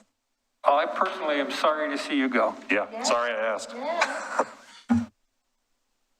Yeah, I think the feeling is mutual. I'm not sure how we're going to survive without you, but we're going to do our best, and we're probably going to fail miserably. But yeah, it's been a pleasure working with you these past 3 years, and who knows? Nothing's permanent. Maybe you'll come back at a later date. Yes, I love Oregon City very much. I'm just looking to recalibrate my work-life balance, and I'm getting the irony of saying it at a night meeting, but it'll be nice to be at home with my kids a little more in the evenings. We understand. All right. If there's nothing else, we are adjourned. Recording stopped.